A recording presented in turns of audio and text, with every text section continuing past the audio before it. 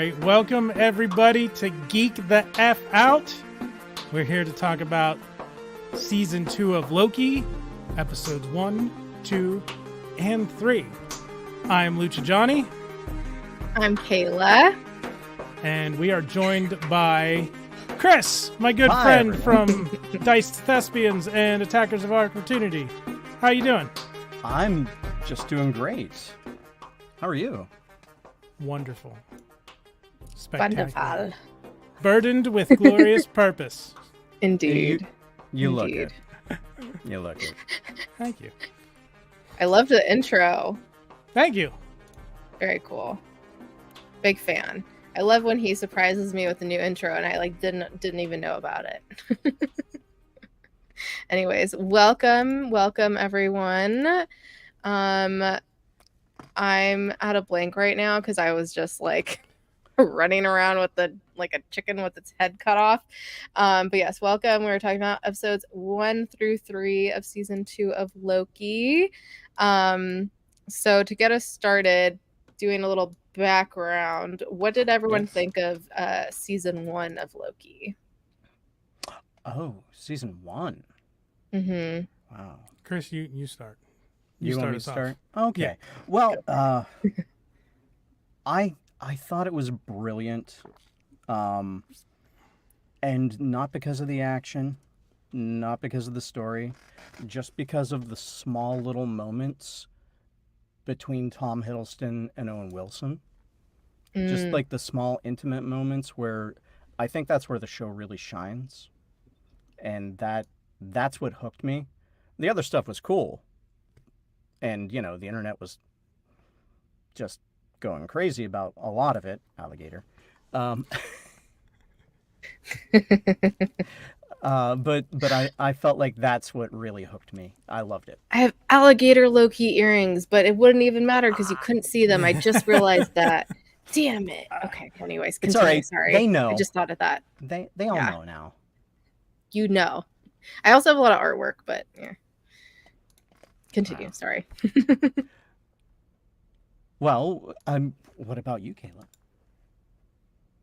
I loved season 1.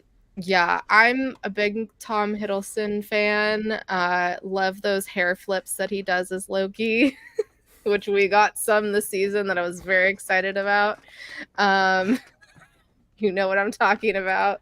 It's a good thing I've got cans on. I would do it. Yeah, I was a big fan. Yeah, I loved those little moments as well. Those were great. I loved Sylvie. I love her character. I loved her and Loki's dynamic and this fact that they're both Lokis, which you kind of forget about sometimes, I swear, which this is going to be a weird comparison, but you know, it's like in Hot D, aka House of the Dragon, and there's incest going on, and sometimes you forget they're siblings. So, Do you though? I did. I did not. Anyways, okay, fucking I'm what's his nuts? Matt Smith. Matt Smith is hot, okay? What can I say? Okay. Anyways. And yeah, I just like the whole vibe of it, and the fact that they did so much with that season when they were very limited with COVID, and they had this great, like, grand plan of traveling all over the world and doing all these things. And then, of course, that, you know, quickly changed with COVID, and that they were still able to do so much with it, and tell this great story, and, you know, didn't go where you expected it to go. Yeah, I was a big fan and had very high expectations of season 2, I will say, and I'll get to my thoughts on that soon. What about you, Johnny? So No, they're good. They're good thoughts. before I give my opinions, let's say hi to the chat. Chris, Shiny Plastic People stopped in to say have a killer show. He has not seen episode 3 Hello. yet, so he's probably gone. Hello. Oh, same with sorry, Cobweb. spoilers. Cobweb has not caught episode 3 yet, so he is stopped in smack that like button Thank and you. head it Yeah, out. make sure to smack that like, y'all. Master Versal Toy Hunter is here. Hello, Eldor. Allison Troy, welcome. Hello. And that's it. So, Welcome. Bienvenidos. Sorry. Loki season 1 felt like it was, and Vactor said this in one of his videos. Vactorverse covered it. Shout out to Vactor. We love him. Loki season 1 felt like it was made for me. I love that fucking retro futurism aesthetic. It reminds me of the video game BioShock. I don't know if either of you are familiar with BioShock. Yeah, I've got friends that run it. No. It's mid-century extra modern. Yeah, it means nothing to me. It's kind of like I also Fallout. don't play video games, so.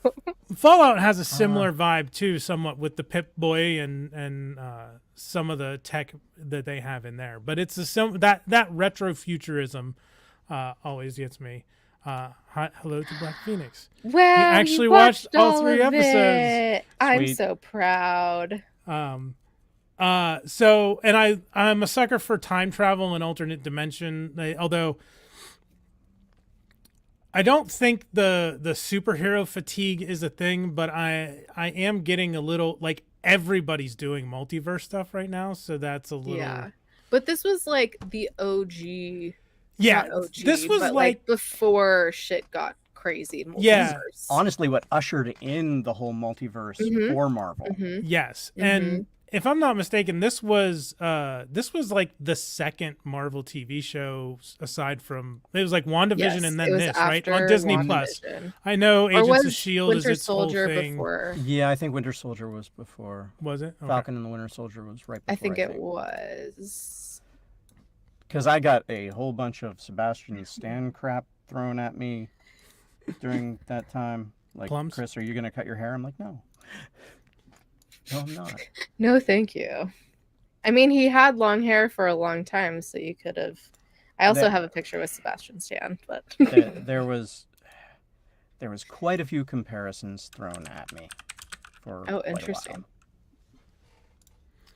Was it the hair? Is that all people go off? If I forget to shave for like 3 days, and I would go to a con wearing like a red Henley shirt. And people would be like, Bucky, I'm like, no, I'm just here.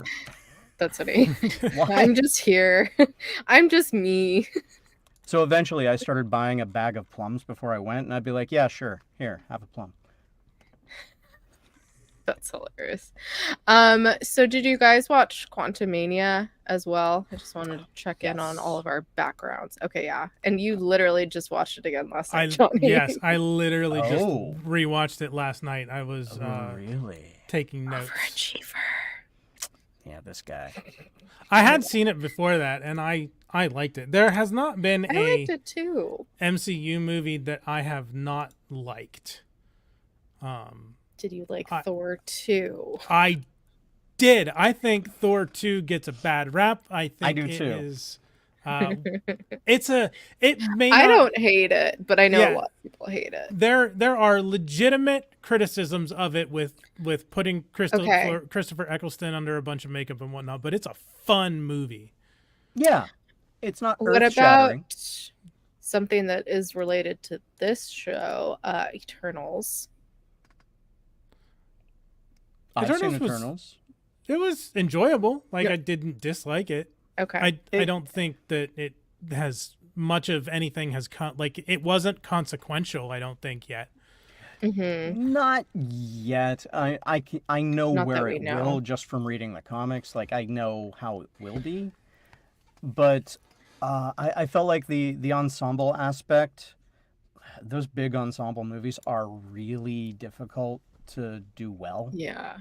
Especially if they don't have the background. Like Avengers did well because a few of them had their origins. Well, they spent go ahead. They spent like how many years building up to the first Avengers movie too. Yes. So they just kind of like Eternals. Yeah, they didn't try to just hotshot it. like Eternals and like Justice League. Yeah, that's rough to do. So I think they kind of shot themselves in the foot to begin with, Mm-hmm. but I'm not sure how else you could have done it. Yeah.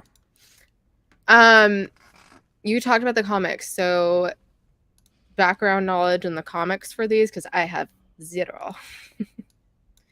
Either of you? I'm sort of a nerd. I do not have any comics knowledge, so this is Chris's domain.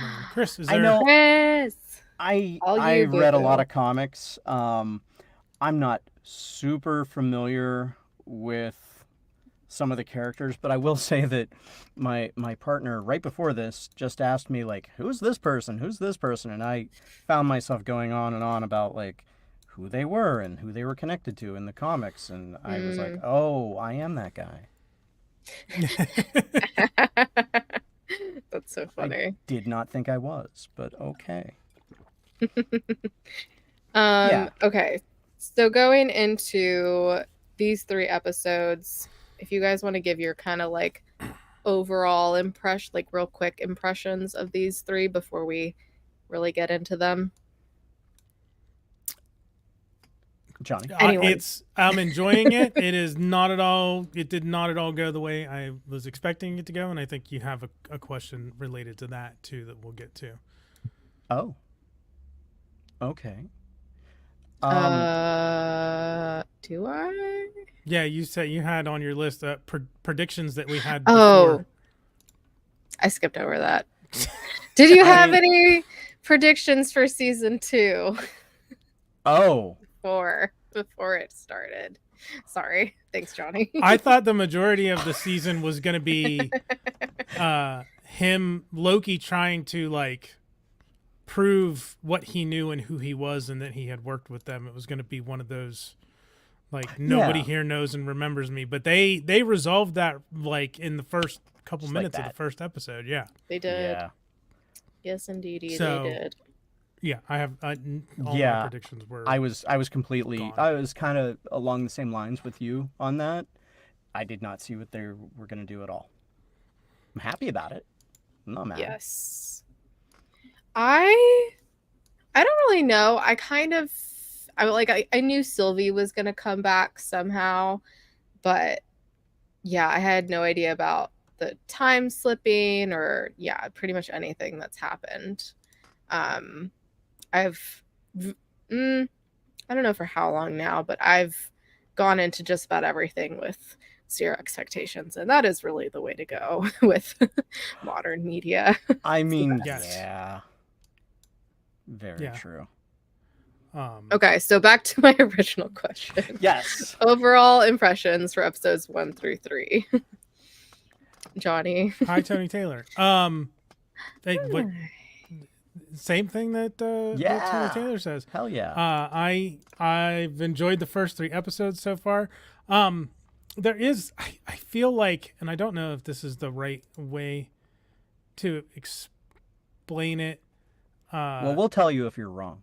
It feels kind of like they have way too much for a movie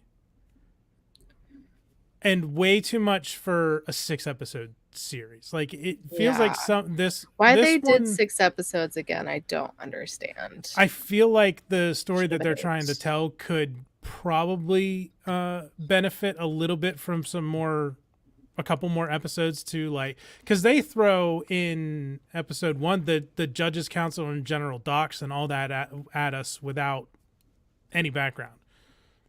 Chris, you look like you have a thought. I have a theory why they had to cut it off and not give us as much as they wanted to. Mm-hmm. Okay. And it kind of goes back to the TV series Agents of S.H.I.E.L.D., if you remember Agents of S.H.I.E.L.D. Yes. And how I watched most of it. The first half of season 1, everybody's like, this sucks. They're not doing anything. They're not going anywhere. They couldn't because they were waiting for Captain America and the Winter Soldier to come out so they could. Because they couldn't give things away. So I feel like, especially with, the Kang dynasty looming, they've got to be very careful about what they give away, what they do. That seems like probably what's happening. That's a good point. And I mean, we do have the Marvels coming up too, and I'm we'll see where it's connected. There's apparently there's Bifrost in the trailer, so everyone's thinking either Thor or what's her face? My other girlfriend. I'm forgetting her name. Your other Valkyrie. girlfriend. I have many. Valkyrie. I love her. Valkyrie. Okay. Mm-hmm. Mm-hmm. I was like, Hello. could be one of three that I'm thinking, but Yeah, I my impressions of the first 3 episodes, the first one actually first episode didn't really hook me as much as I thought it would. really? Yeah, I also kind of half paid attention to it when I first watched it, so could have had something to do with that. But when I watched it again, I was like, okay, but still, I don't know, something maybe about the pacing or something was kind of off. But episode 2, especially with Sylvie being back, I'm like, okay, I'm in this, let's go. It also was very similar to them trying to find her in season 1, so it's like that nostalgia of her trying to find her again. But episode 3, man, oh my gosh, like hook, line, and sinker. Yeah, it was a lot. Like that episode 3 could have been made into a movie almost. There was a lot packed into it, and I'm very glad that all these episodes have been on the longer side as well, because once again, 6 episodes. Don't know how they're doing it, but they're doing it. Gonna try. Yeah, I think 3 was the longest one so far. It was. Yeah. Well, not by too much. First one was 48 minutes, 2 was 52, and 3 was 56. Just getting longer and longer.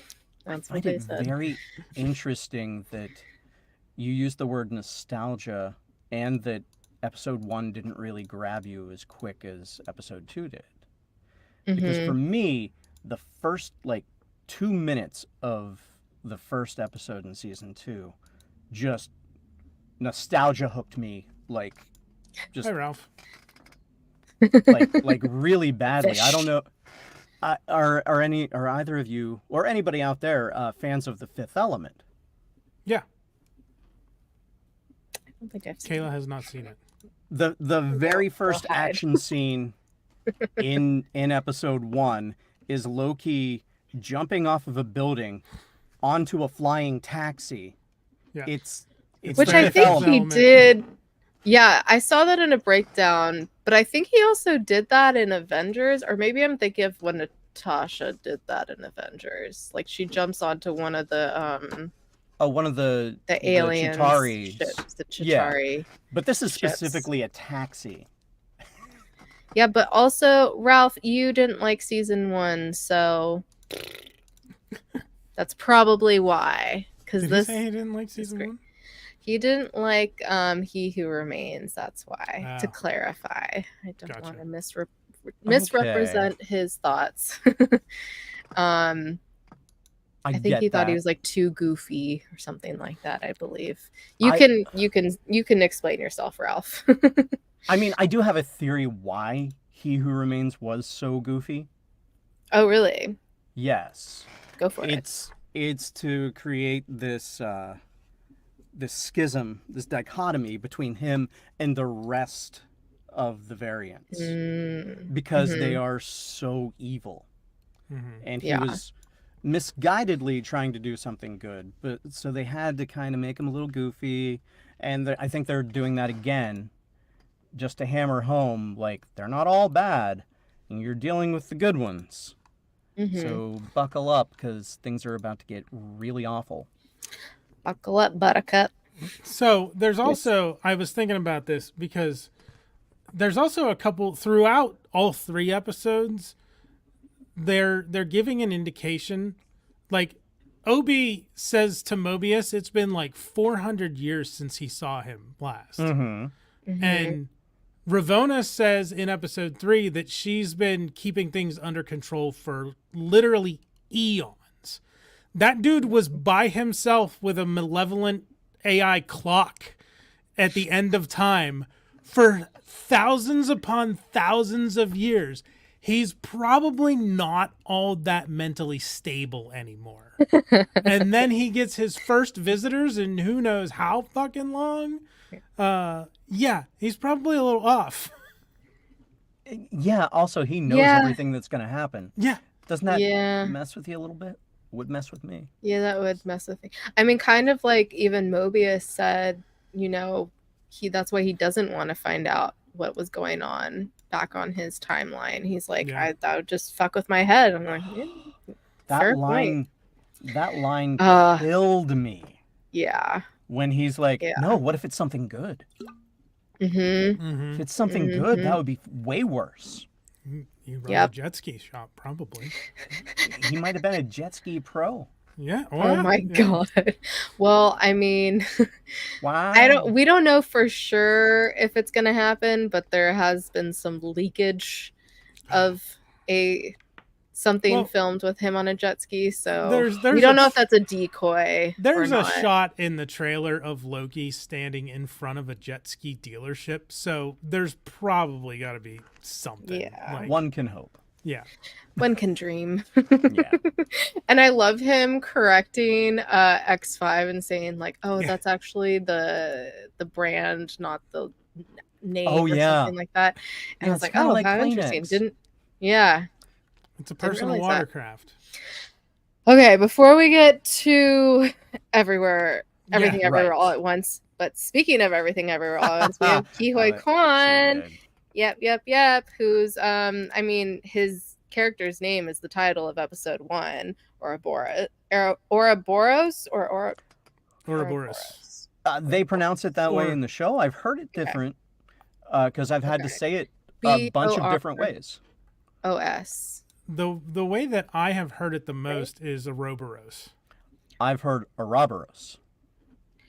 The name? What? I haven't heard either of those. I've only heard it how it's pronounced in the show. I get to be in places where people make me say stuff in very interesting ways. Okay. So I have said things correctly and incorrectly on purpose for somebody else. Johnny, did you hear that in Screen Crush's breakdown? Because we know he is infamous for purposely saying things wrong. No, I did not hear that in his breakdown. Okay. Darn, I was gonna get you on that. My friend Laura is obsessed with the Ouroboros. She has an Ouroboros tattoo, and that's how she said it, was Ouroboros. I think it was one of her screen names for something too at one point. I'm gonna look it up. We're gonna solve this mystery right now. Like, Google I can style. I can say with a lot of fun that Netflix definitely has thoughts on how to pronounce that. Yeah. It's or somebody at Netflix. Ouroboros. Ouroboros. I don't know if you can hear that. Yeah, I heard it. Yep, we heard Ouroboros. Ouroboros. But it's BAW. Wouldn't that be Ba? Ouroboros? More like rar. But it's BAW. Where is the fucking thing? Oh, there it is. Oh, in the sounds like. Mm-hmm. Weird. Anyways, tangent time. Doesn't matter. Yeah. We're just gonna call him Obi. We're just gonna call him Obi from now on, anyways. Obi. He is such a delight. I like it because Obi. Yes, I love him, and I'm glad he has this amazing comeback now. It is fantastic. Yeah. So we start out the episode like Loki's being pursued through the TVA. We're kind of just like thrown into it right away. And yeah, he jumps onto the flying truck, which I was like, taxi. Didn't he do that? Yeah. Truck taxi thing. It was this ode to the Fifth Element that I just loved.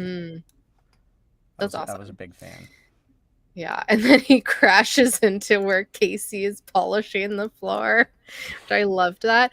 And it's cool because you start to see these hints that it's not, the same time as we're familiar with, because something that was pointed out to me is that Casey doesn't have the pen stain on his shirt. which apparently he always has from now on. I was like, I would have never have noticed that. Which, fun fact, I did not know until like a week ago that Eugene Cordero, who plays Casey, also voices Rutherford on Star Trek Lower Decks. Or Dix. Yeah.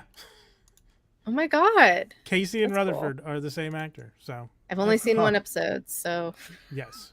I But have seen Rutherford that. was the one with the cybernetic eye in the yellow. I barely remember it now.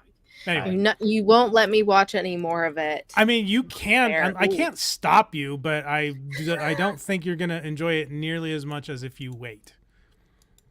It's gonna be a long time, but it's gonna be a hell of a payoff. Yeah, it's gonna be worth it. In 10 years. Yeah. I just can't get another streaming service, honestly. Yeah. It's too many. Do you want to share? I am the only one paying for mine right now. I would never do that. Yes. What? Well, Paramount hasn't been cracking down like Netflix, and I think Disney, I heard, is the newest one. Oh, That's doing it. yeah, but Disney. also, I think Thanos. Rabid Wookie in the GDL Discord just shared a trick for Paramount Plus. So make use that, and I'll share that with you offline, Chris. Yes. Okay. Sounds good. I like tricks. I mean, we are talking about Loki. I think it was Paramount. Because I was like, that's not going to work. I have to tell that to my mom. They handed me the free subscription thing at Comic-Con when I did the sitting in the captain's chair gig, and I was like, I already have it. This does not apply to me. Fuck you. This is the Like- first year I haven't gone To Comic-Con? in like 15 years. Oh no, I'm so sorry. It's It was crazy though. Honestly, a good one to miss because the floor was absolutely insane. yeah. Because I'm glad there was then. no I made the right like there choice. was panels, but the floor you could not move. I mean, it I was wasn't doing any bad. panels this year, so I couldn't see the need to go. Mm. So That's fair. yeah. Anyways, tangent time. So yeah, and then we see the king statue start to crumble. Then we get the classic Loki hair flip. I was very excited about that. I was like, oh yes, give it to me. And then he starts glitching, which Oh, is yeah. very cool how they did this glitching style and very different from other kind of glitches we've seen, like we've seen in Across the Spider-Verse and Into the Spider-Verse. Mm-hmm. Yeah, I enjoyed that like stretched out look, and yeah, it is very disturbing to see. Can we talk for a quick moment about the elevator scene? Oh yeah. What did you think? That poor girl. The person just standing there like, I am traumatized. So here's a question I have, because we talked about this. I'm wondering. So we see, obviously, when Loki time slips, like he disappears and then he comes back. But how long is he actually gone? Like, I know he comes back right away to us, but what if he's in the timeline he slips to for like an hour, 5 hours before he pops Same back? amount of time. Because I mean, they show it when they're talking with They Obi, did, and yeah. They did back. show it was kind when of they're in like Obi's office. instantaneous, Mhm. yeah. Mhm. But it was a possibility I thought of. Also, there was something early in the episode when Casey first tells, like Mobius and B-15 that he like Loki was time slipping, and Loki disappeared. Like Loki talked to Casey, and Casey's like they're in Chrono Bay 3 or whatever, and he turns to walk away, and then Loki vanishes, and he turns around and he's like Loki, and he's not there. But he tells Mobius that he disappeared right in front of him, and he saw it. Yeah. Is there another one we didn't see, or did Casey lie to him, or did they make a mistake when they were writing? No, Just something I noticed. I think narratively you can't account for him every second. They tried Yeah. to Yeah. they tried to show him like in the background when X-15 and Mobius were walking down the hall Mhm. for a second, like he's everywhere. He's not able to control this. Yeah. So I don't think we're supposed to account for every moment. Just inferred through context clues that he Yeah. popped back and then disappeared again, and Casey saw Yeah. it. Right. Yeah. At least I think. Correct That me if works. I'm wrong. That works for me. I know there are some people who are probably not gonna be satisfied with that, but I noticed it and I thought I'd bring it up. Nitpickers. Anyway, Nitpickers. But yeah, he starts glitching back and forth in time, essentially. But he's still on the sacred timeline. And then we see Mobius and B-15 go to the council thing. And my note was boob lady from Game of Thrones, aka Lisa Aaron. oh, that's why I recognized her. I was trying to place where she was from. I say boob I'm lady sorry. because she's breastfeeding her like 8-year-old kid in Game of Thrones. Her full boobs Boob out. lady. Yes. Okay, That's I mean it makes sense to me. wow. Liza Okay. Aaron, right? Yeah. Lisa, Liza. I thought it Something was. like I that. think it was Liza. Liza. I think it's Lyssa. Yeah. That's why She's she done looked a couple familiar. other things. Same with Um, the other lady. Yeah, the other lady most recently has I been forget in which one's Docs. The Witcher. Docs is boob lady. Okay. This poor actress Yeah. is now known as boob lady. Let's I let's give her the credit that she deserves. Kate. wow. Kate Dickey. So not boob lady. Maybe you shouldn't have given her credit. Not boob lady. But Dickie. And then I want to get the name of the other one, the other actress right too, because she's been in a lot of stuff lately. Husband. They're both fantastic. Judge Gamble. Yeah. Gamble, there She we was go. most recently. I saw her in Witcher, and she was in Good Omens too. Yes, she was. She was in Good Omens season 2. One of the Sarah archangels, Quell. right? Yeah. Okay. Yeah. Yeah. I literally put that in all caps. Oh my god, it's Boob lady. from Game of Thrones. Oh my god. Anyway, Yeah. But yeah, I actually put it twice. I think because I watched it a couple, like every time I watch it, I go back and add things into my notes. So I think. you added boob lady twice. Anyways, I'm just Regardless. putting it out there. Neither John or I put boob lady. okay. Sure, Jan. Okay, so then, well, in Loki's timeline, same timeline though, time, he sees the Wall of Kings, which comes back into play later in the episode when he exposes the wall and shows them. Yeah, that was a pretty epic move and just visual there of it fizzing away and showing all the kings. Agreed. Yeah, and then he plays the tape of Kang saying, "Quite a marvel. Proud to lead with you. Thanks for being on team," something like that. I don't know. I couldn't think. I didn't write down the exact words, but figures out that or he says like Ravonna Renslayer, and we're like, "Oh shit. Yeah. You're in cahoots." Interesting wordplay though. A marvel. Yeah, they did that on purpose. Well, they also did that in episode 3 with Victor Timely's Temporal Marvels too. Mm-hmm. Yeah. He likes to use that. Love the wordplay. Big fan of the wordplay. Yeah, we got more of the board scene. B-15 tries to plead with them, says they're destroying timelines. And so then I think it's Docs that tells them to stop pruning. No, Gamble. It's Gamble. Gamble. Yeah, Judge Yeah. Gamble is the one who says to stop pruning immediately. Yep. Oh, that's Docs right. is the one that is like, yeah, we're gonna prune anyway. Yeah. Yeah. Essentially. On the down low.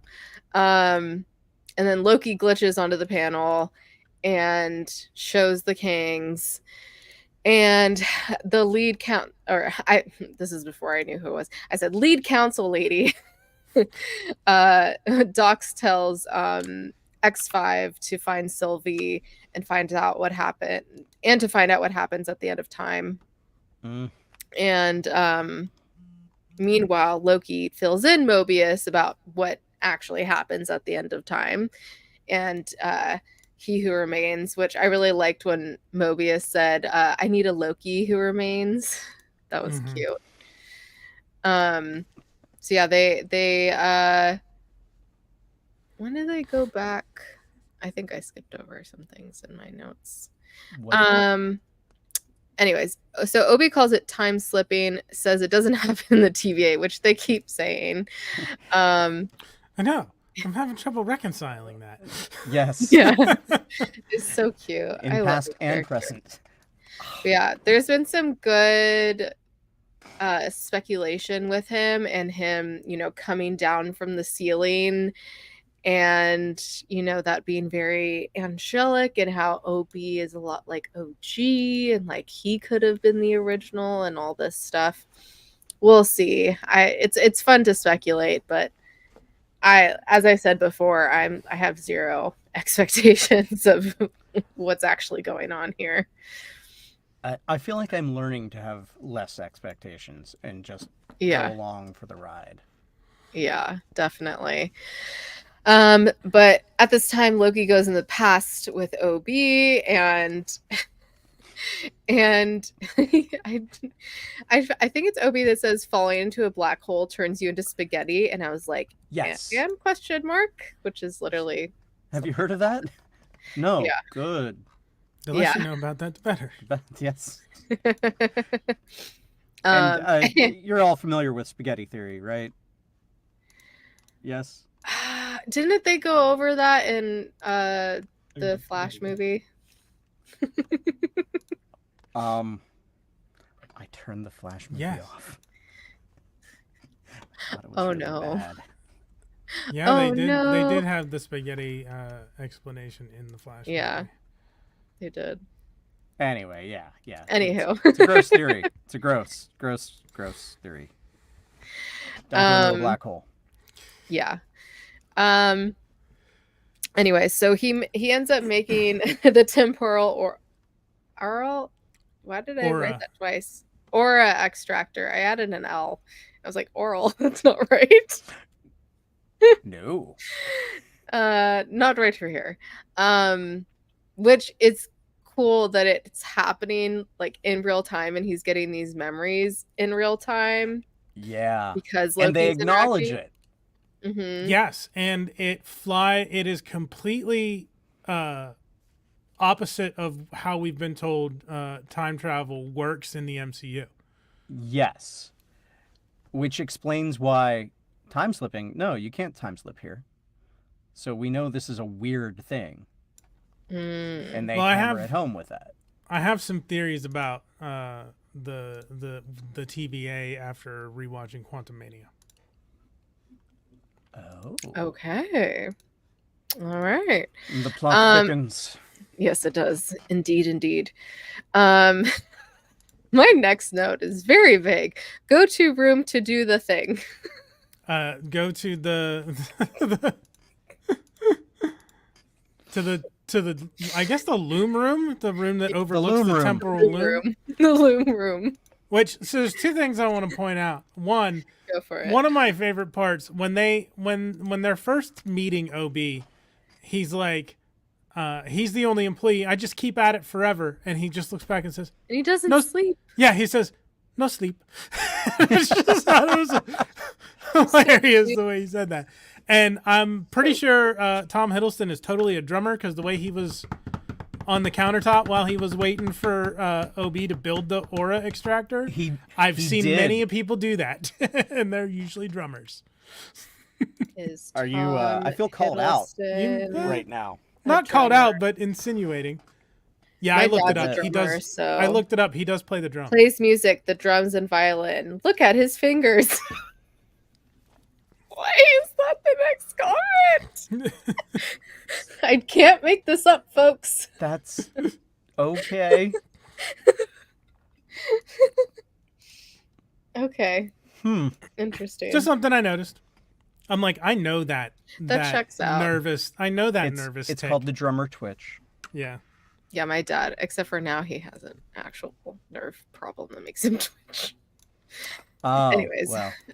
Yeah, no, but he's always done that. Let's see. Okay, so then they start to make this plan on how to fix Loki glitching, and Obi was like, "Oh, we have an hour," and then something happens. He's like, "Just kidding, we have 5 minutes." 5 Like, minutes. oh, Yes. fuck. It escalates very quickly. Yeah, Loki is continuing to glitch back and forth, and he has a time stick, which The pruning rod. The pruning rod and the pruning rod and the temp pad. Yeah, to let him know when it's green is when he needs to prune himself. Okay, yeah, that's right. Yeah, and loses then the while pruning rod? he's, I don't know. I don't know what I meant by that. Also, sometimes I like put something in a funny way, but then when I go back, I'm like, okay, I know I'm trying to be funny, but like, Now I don't know what I was referencing. Oh no. Yeah, I've done that too. But yeah, he ends up seeing Sylvie in the elevator, and she's like, "Come find me," which is in the future. So he's also time slipping to the future, like even more into the and not just the past. It's all sorts of confusing. He's all over the place. Yeah. But yeah, of course he makes it back just in time. Well, because he gets pruned, but not by himself. So who do you think prunes him? So I saw someone who enhanced the image. Enhance. Oh. They think it's Loki. Oh yeah, I'm Him pretty in the sure future. he prunes himself. Yeah. Right. Yeah. That makes sense. Do you have your own Because- thoughts, Chris? Well, in the scene, he's looking at Sylvie, but he gets pruned from behind. So I'm like, well, Sylvie couldn't have done it. So I didn't enhance an image though. So that does make sense. It's That still makes perfect very sense. blurry. It's based off of, in the trailer, pictures of him in like the TVA like jacket and tie uniform that they show, and it kind of looks like that. I think it also kind of looked like Mobius, which I call Moby. I don't know. Just to make it easier. Moby, Loki, Sylvie. Yeah. Obi. Huh. Obi. Obi. Everyone kind of rhymes. Is that a thing? Did I find something there? Maybe. Maybe. Casey. I hadn't thought about that. Yeah. Casey. Casey rhymes. B15 doesn't rhyme. But we don't know B15's real name, or do we? I forgot. No, I don't think we know her real name. I don't think. And we do obviously, Ramona Renslayer Does doesn't not rhyme. fit the pattern. No. No. And same with Miss Minutes. But Timey. the people that do fit a Timey-wimey. Victor Timey. timely. Timely. Well, it still rhymes. Yeah, it does. We figured it out, guys. We solved the mystery.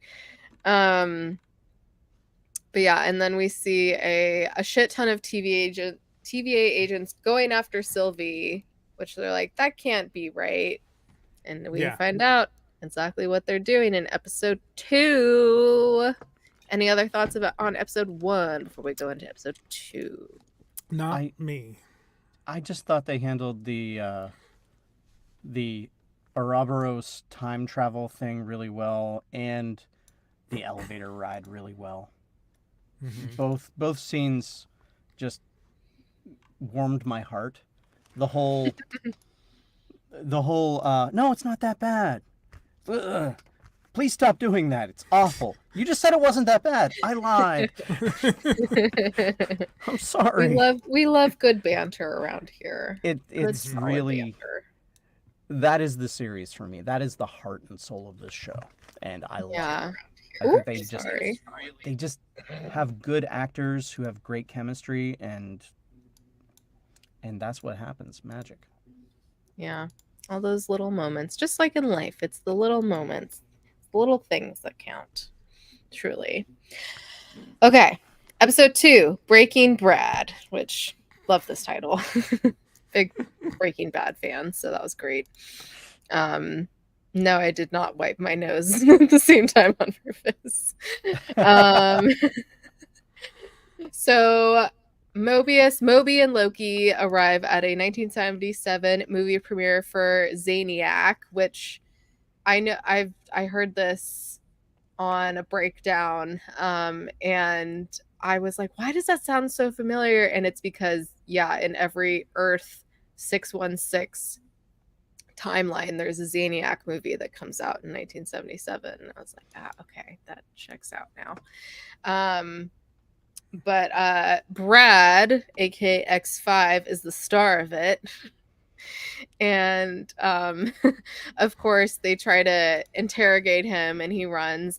And my completely bold phrase is, does Loki have his powers back? Question mark, question mark, question mark. And I said, oof, I'm wet if so. I mean, he never lost his powers. They just don't work in the TVA. I know. Yeah. But we haven't really seen them. But yeah, we haven't really seen him use. And the TVA is kind of broken right now. Yeah, so. It is. But yeah. Actually, the thing I was saying earlier about my partner asking was, who is Brad Wolf? And why does he have my cousin's name? And I was like, oh, okay. So he's actually a Thor villain. Yeah. Going into the comics, I was like, he got his powers from Dormammu in the Dark Realm. He's the 616 reason for Jack the Ripper. That's back cool. in time, but they kind of play the character for laughs here. So yeah. It's also interesting because we're familiar with Dormammu from Doctor Strange. Yes. Not from anything Thor related. So I just love the name Dormammu. Yes. Dormammu, yes.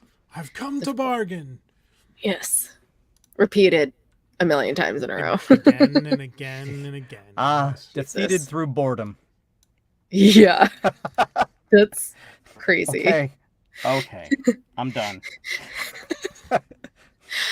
Fine. Like, I love Doctor Strange, but the fact that, like, that's how he conquered it is kind of crazy. So eventually, through this chase, Brad finds himself in an alley where people are harassing him, and surprise, they're all Loki. And that's when I was like, yes, he does have his powers. Fuck. And it was really cool because Loki's shadow ends up capturing him. I was like, oh, that's so cool. I don't know. Have we seen that before in the MCU? I don't think we've seen it in the MCU. No, I don't think so. I've seen it pretty cool, though.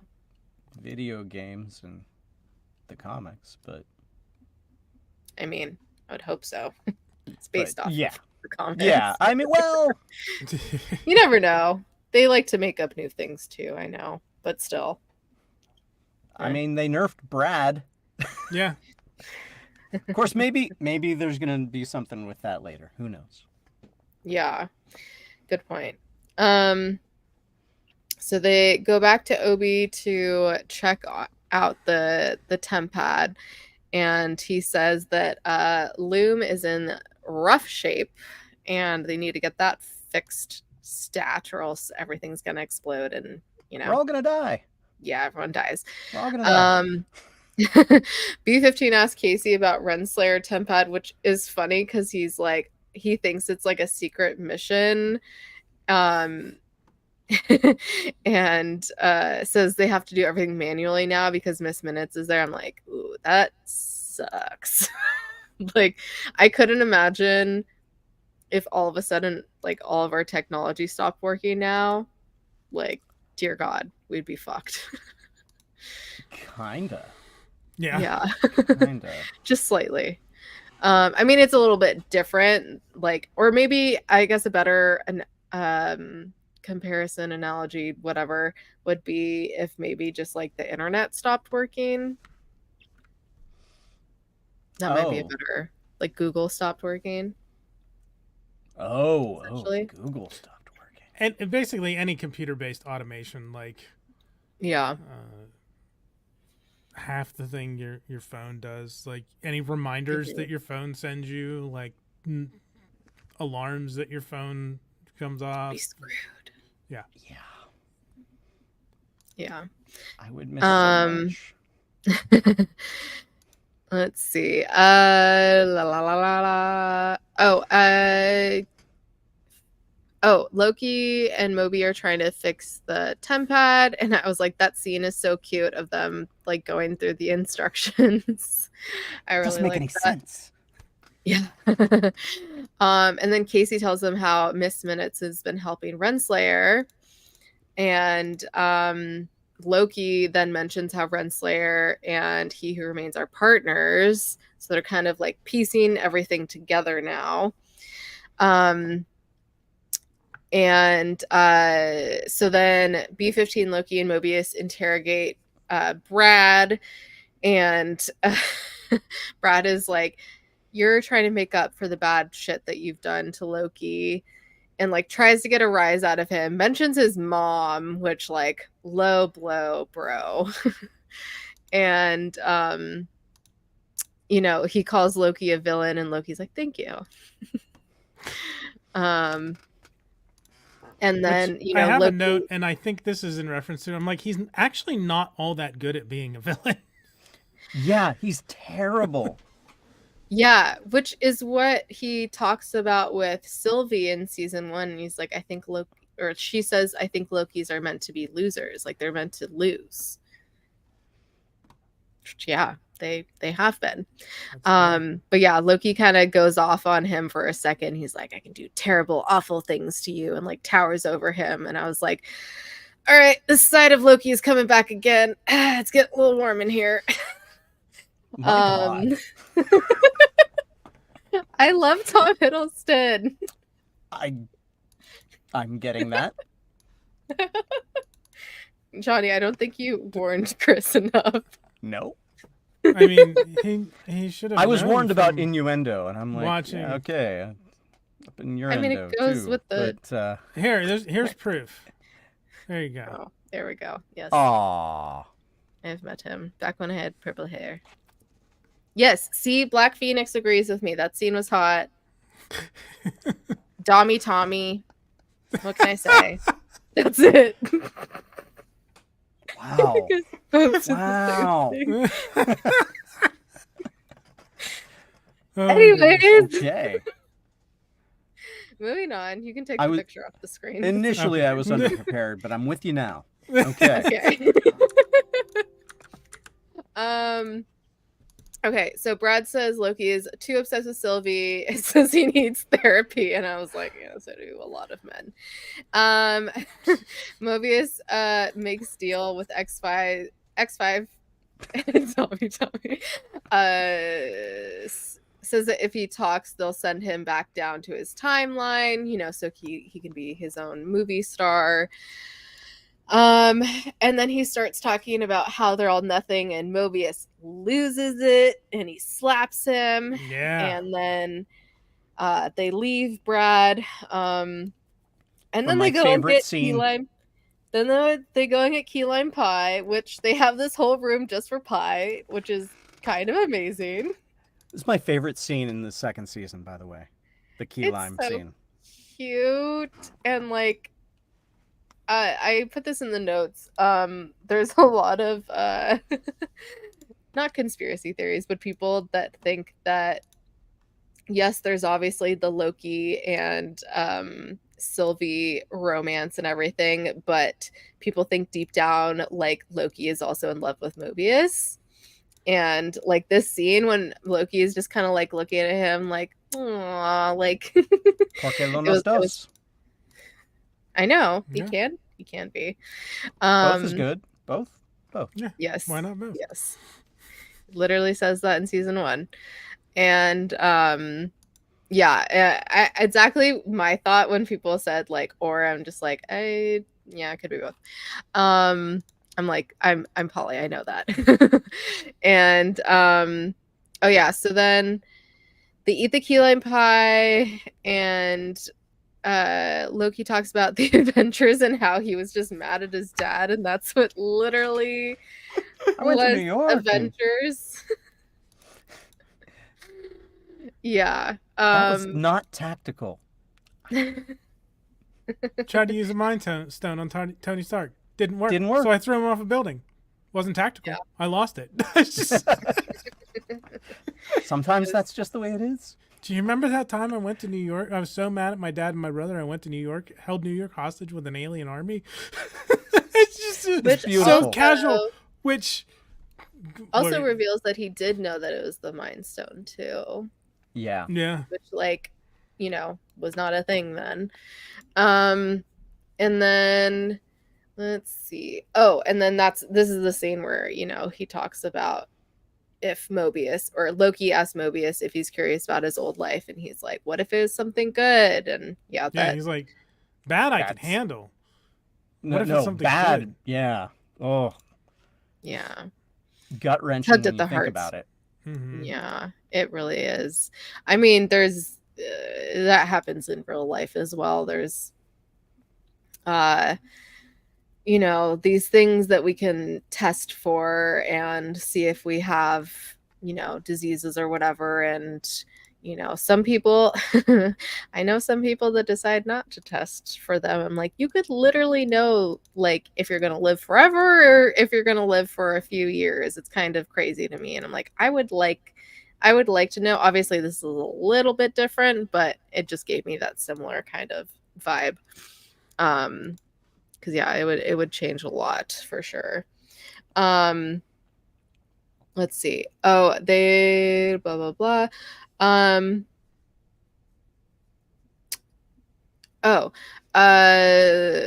in the loom room. The loom room. We're all gonna die. Shit's going bad. Shit's going bad. And then Loki goes in to see Brad. That rhymes. And Mobius comes in with this machine, which I'm like, what the fuck is this machine going to do? Which I was not expecting it to do that, of all things. And I'm sure it does a lot of things, but what Loki ended up using it for, I was like, it looked like a floor wax machine. A little. Yeah, that is not what it did. No, that is not what it did at all. Not at all.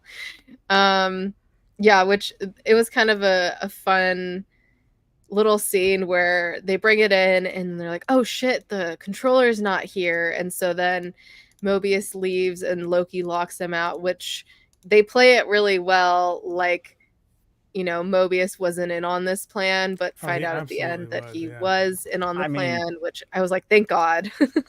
I mean, I had the biggest feeling about like, yeah, he's in on it. He's got to be in on it. They're just playing it really well because he's like, well, you're Loki. I've seen that like exact sort of thing play out enough in so many other different forms of media that I was like, he's totally in on it. Right. There was one I had hoped, but you never know.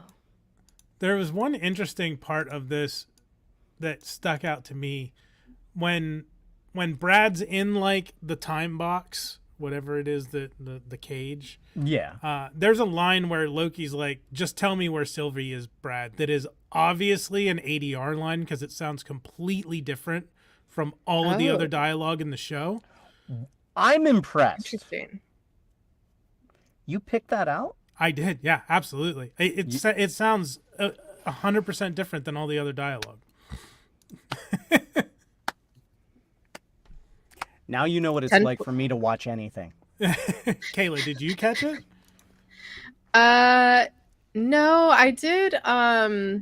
When I was watching the new Rockstars breakdown, they did mention at the beginning of this episode, though, there was a ADR line that Mobius said as they were walking into the theater, and I was like, oh, like when I rewatched it, I was like, oh yeah, that definitely is. I didn't catch that one, but I definitely caught I the also Loki one. I also like watch these either on my TV, which I have my fan going, so I can't hear super well, or I was like watching while I was walking dogs today, so there were other noises. So in my defense. Yeah. Yeah, so yeah, they put him in this box and pretty much squish him down, which I feel bad for anyone who's claustrophobic because that must have been hard to watch. Yes, Johnny. I'm wondering, I don't know enough about claustrophobia. I'm wondering if it, I mean, probably, because phobias are phobias because they're irrational, right? But I was like, I'm wondering if it's different because you don't see any walls. Like, you can see out, like, although it's all orange tinted. You're feeling them. Yeah, but feeling them close in. Yeah. I mean, I'm sure to a certain degree it matters if you're empathetic or not. Mm-hmm. Like, if you experience things that way, then yeah, that's going to be triggering as can be. But yeah, there are people out there that are like, no, not me. Yeah. So Brad ends up telling him that Sylvie has a new life. And let's see. Oh, Casey and B-15 go to help Obi. And he's screaming, we're all going to die. It's great. And then the fanboy moment. Yeah, Casey and Obi are great. I literally put Casey geeks the F out over Obi writing TVA guidebook. Would you sign my TVA guidebook right there next to your picture? I'd be so happy to. And like Obi kind of geeks out over Casey too. Like it was cute. It was a cute little. You've read it? Cute little moment. I memorized it. Yeah. Yeah. They both but forget basically that we're all gonna die. Yeah. Yeah. Basically, they figure out that they're gonna need a scan of He Who Remains temporal aura to open the blast doors, or else, they're all, they can't contain these branches, and everyone's gonna die. And then we go to McDee's, Oklahoma, which I just put McDee's, Okla, 1982. And yes, we see Sylvie is working there. And Mobius, which I kept purposely putting Morbius instead of Mobius. It's Morbin time. Oh, it's God. Morbin time. Oh no! I never saw the movie. Lucky you. Yeah, I did. I'm so Although sorry. To be fair, I sort of didn't pay to see the movie. It was part of a double feature at the drive-in. And honestly, ever pay to see movies, Johnny? Yes. I went to the drive-in to see it. Good It was part of the double feature. I honestly don't remember what the movie before it was now. Because I remember it was so more bad that it just seeing like... seeing Morbius was it made more of an impression than whatever the movie before it was. I don't remember what it was. Like, oh, this was good. Oh, what is this? Yeah. I had that experience with it. I don't remember what I ate for lunch that day. Because Morbius wasn't the movie that we wanted to see. We wanted to see the movie that played first and just stuck around for Morbius, and I really don't remember what the first one was now. Didn't it come out like January of last year? No, it would have been in the summer because it was at the drive-in. Oh, no, I think it did. Wasn't it it came out January? in summer. It was re-released in January. It was re-released in January. Yeah. Because they re-released it to try to... Nobody went to see it. Nobody cared, though. That's what it was. Because I remember it coming out like around Moon Night when that came out. So that must have been the re-release because that was early last year. I don't know. They were trying to... I'm sure you'll tell me in 5 seconds, Johnny. March 10th of 22 and April 1st of 22 were listed as release dates. I feel like they may have been trying to take advantage of some Midnight Suns stuff with Moon Knight, but Moon Knight was far superior product.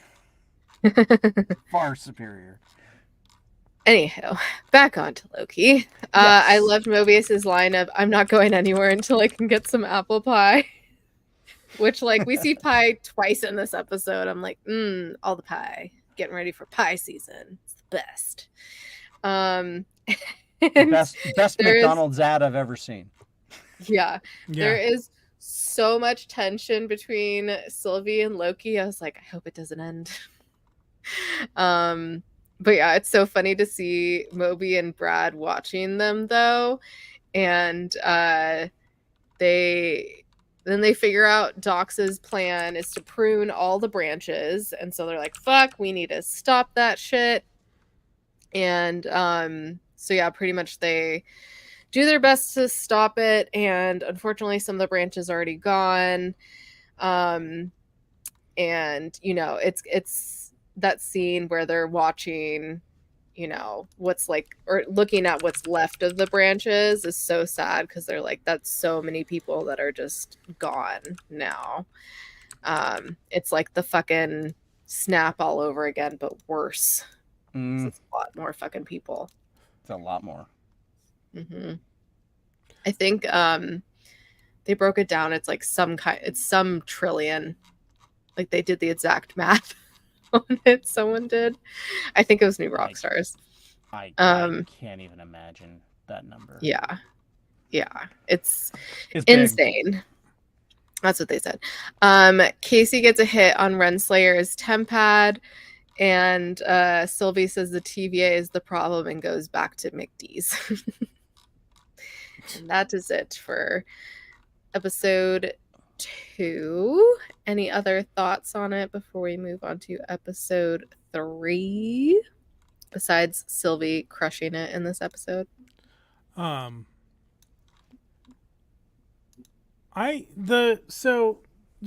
just talking a little bit about like all the timelines being pruned. Like, it felt to me like, I don't know, and maybe it was just the way I got it. The way it felt forced.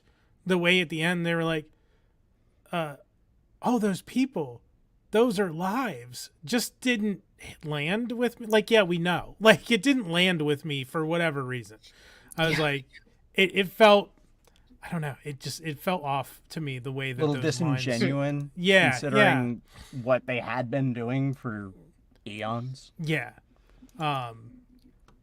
I get that. I mean, maybe that they know they were originally from these branches. Maybe that just like hit home more for them this time around. I mean, wouldn't the branches they were from have already been pruned long ago? Yeah, but still, like they're like, that was us. Yeah, maybe. Just the way it was done just didn't land with me. Not like, I get it, because I understand like all those timelines are like everybody on every branch is fucking gone. Yeah. But and that landed with me, but the line and the way it was delivered and just that didn't. It just felt forced. Like, and like Chris said, a little disingenuous.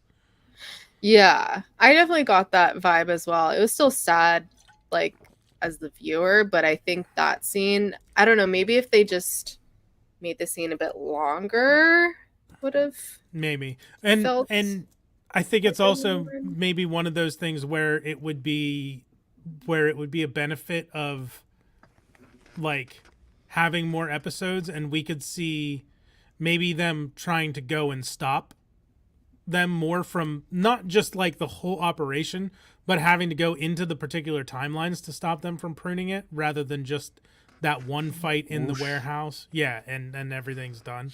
Maybe there's a particular asset in one of those timelines that they need to save, and they're not able to do it before that timeline is proved. But that might be a whole other show than what they're going for with this.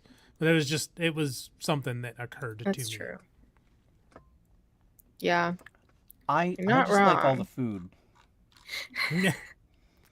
I thought that was the greenest key lime pie I have ever seen in my life. It was very green, and I've made key lime pie. I love key lime pie. Yoplait key lime pie was my favorite flavor of yogurt growing up. I ate that shit like every day for years. I'm not Nice. even kidding. Ask my mom.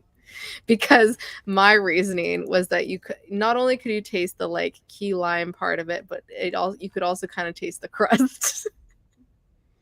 I don't know. Huh. You could. Okay. I'm not Yeah. sure I've had it then. I think I would I mean, remember the crust. it might be a little different than it was 15, 20 years ago Yeah. when I was Probably. a wee child. All right. Episode 3 is titled 1893, playing into the point.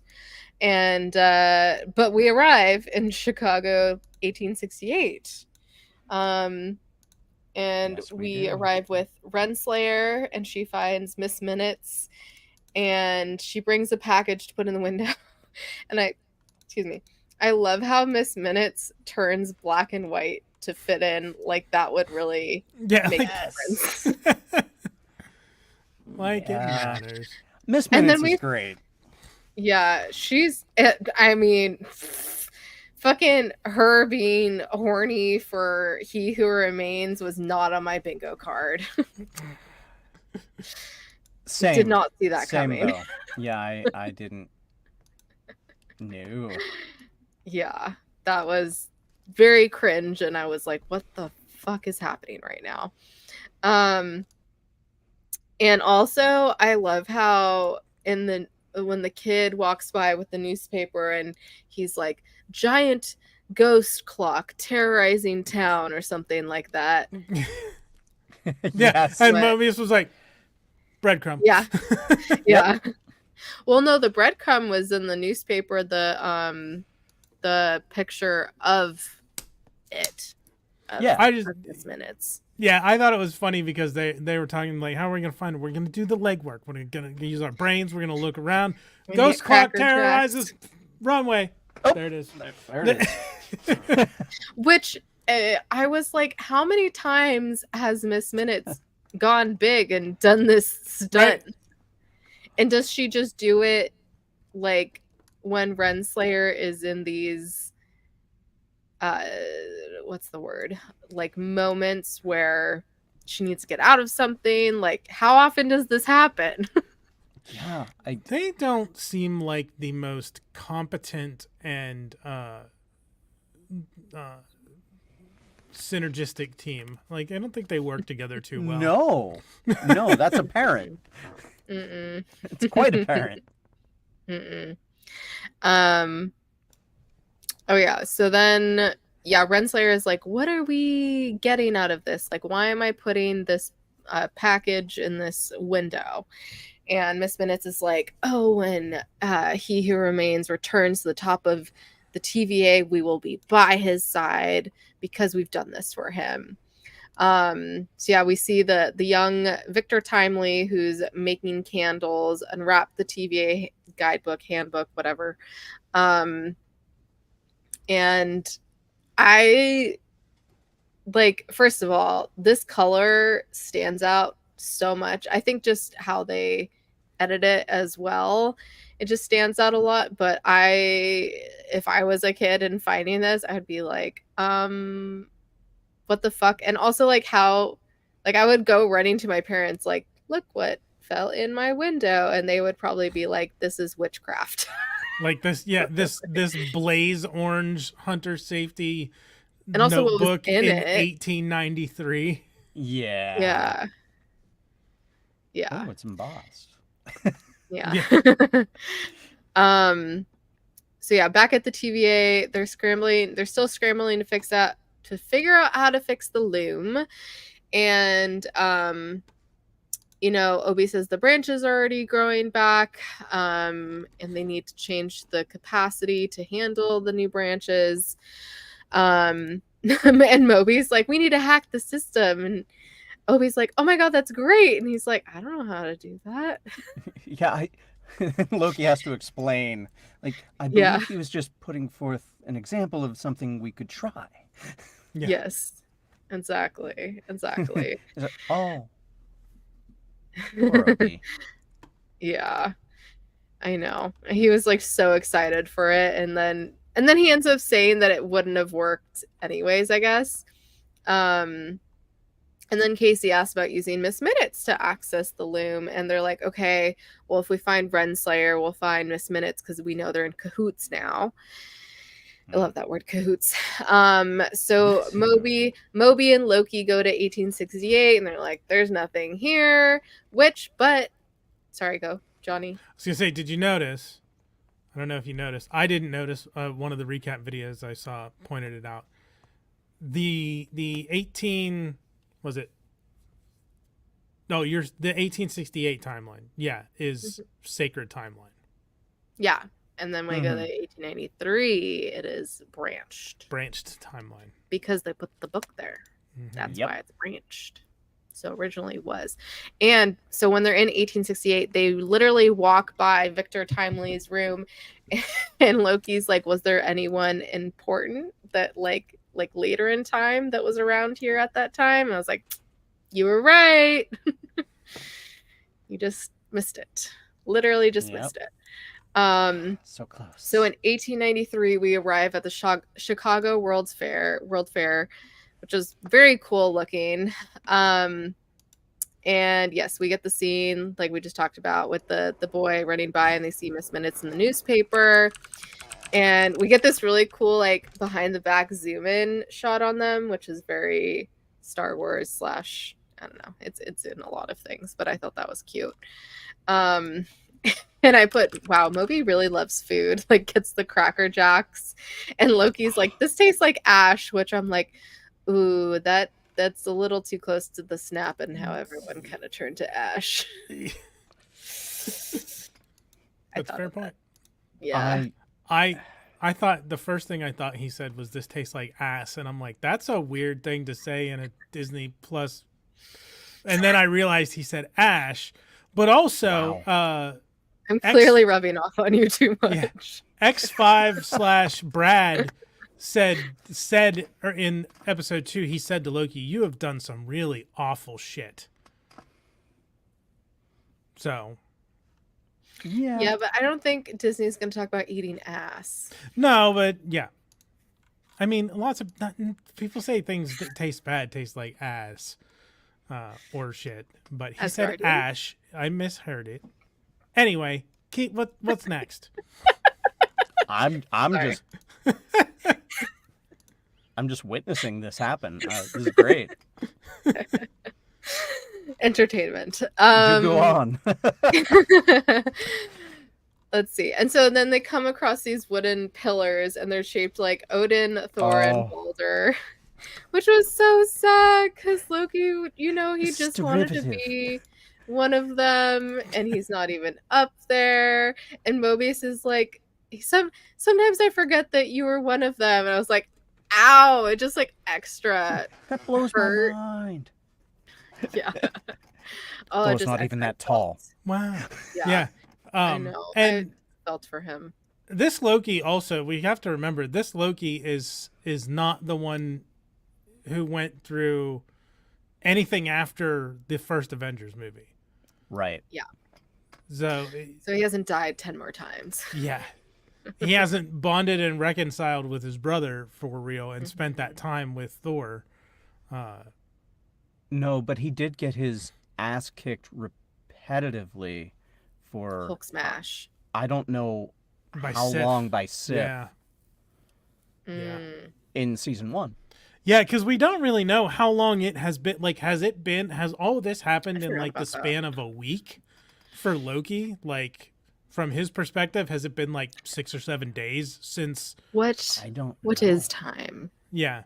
Or has it been like, does it feel like 10 years? Because obviously, like they said, time is different, works different in the TVA. They obviously have an expanded lifespan while they're there because of Obi and Morbius. Thanks. Mobius saying that it was like 400 years since they saw each other. Time. Yeah, I mean, also Asgardians have a much longer lifespan anyway. Yes, that is also true. I know he's a frost giant, but like, so do they. Yeah. They all live long, which I always forget about that too. just casually a frost giant. Yeah. Yeah, The because smallest he's of the frost giants. half. Is he full frost giant? Half frost giant? I can't remember I think actually. he's full frost giant. He's just adopted. He's then. just adopted. Fully adopted. He's not like a half sibling. Because Okay. Odin killed Laufey. Okay. Anyhow, let's see. So that's when they see Victor Timely's sign for his temporal marvels, and then we see Renslayer is already at this show of his, and poor Miss Minutes is stuck in her bag, and Victor's presentation, he's like saying how he's gonna shape time. And some dickwad immediately questions him about it, which I loved his line back to him, because he says he knows more than you, and then ... might think, like it's about to be an insult, and then His he turns it cadence. into The cadence of his speech pattern, it was so consistent. Yep. And I find that really fascinating as an actor. Like, how did he do that? I know the actor is problematic. I get that. But like, just on acting ability, like, I was fascinated by what he had done with the character. Yeah.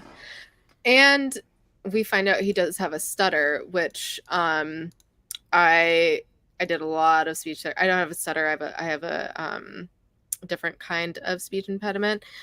And so going through speech therapy for many years, that's what they tell you to do a lot of the time, is just slow down a lot and take pauses, and that helps. And I know people that do have stutters that do that as well. So I thought that was very fitting that during this very important, presentation that he's giving, that he really slows it down. And then, yes, I think it also emphasizes certain things and has that funny line that he's like, I know more than you might think. That like perfectly timed pause was great. Yeah, and it's a very, very lively presentation as well. And so then he shows off his loom machine, and he's like, it can light all of Chicago, but he wants to light the planet. And I really liked his line, if it can be dreamed, it can be achieved, because all science is fiction until it is fact. And I was like, yep, you are on point with that. And then Moby's like, we got to get him back to the TVA. He can help us out. And then, of course, after the presentation, Renslayer approaches Victor, which immediately some dude pushes her aside. And I was like, all right, fucking typical men. And especially in the 1800s. Yes, like, exactly. Especially. Yeah. Not exactly. that dicks don't be out there doing it today. Dicks be out there. They be out there. They be Dicks out there. out for Harambe? What? Wow, Harambe. Timely.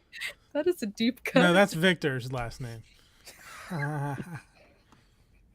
I'm talking about the gorilla. Anyway. Yes. I know. Anyways. Really? You don't say. I did. So one of the guys, which I think was the same guy who was harassing him during his presentation, is like, I need this machine. Like, I want to partner with you. If you give me the rights, like, I'll produce it.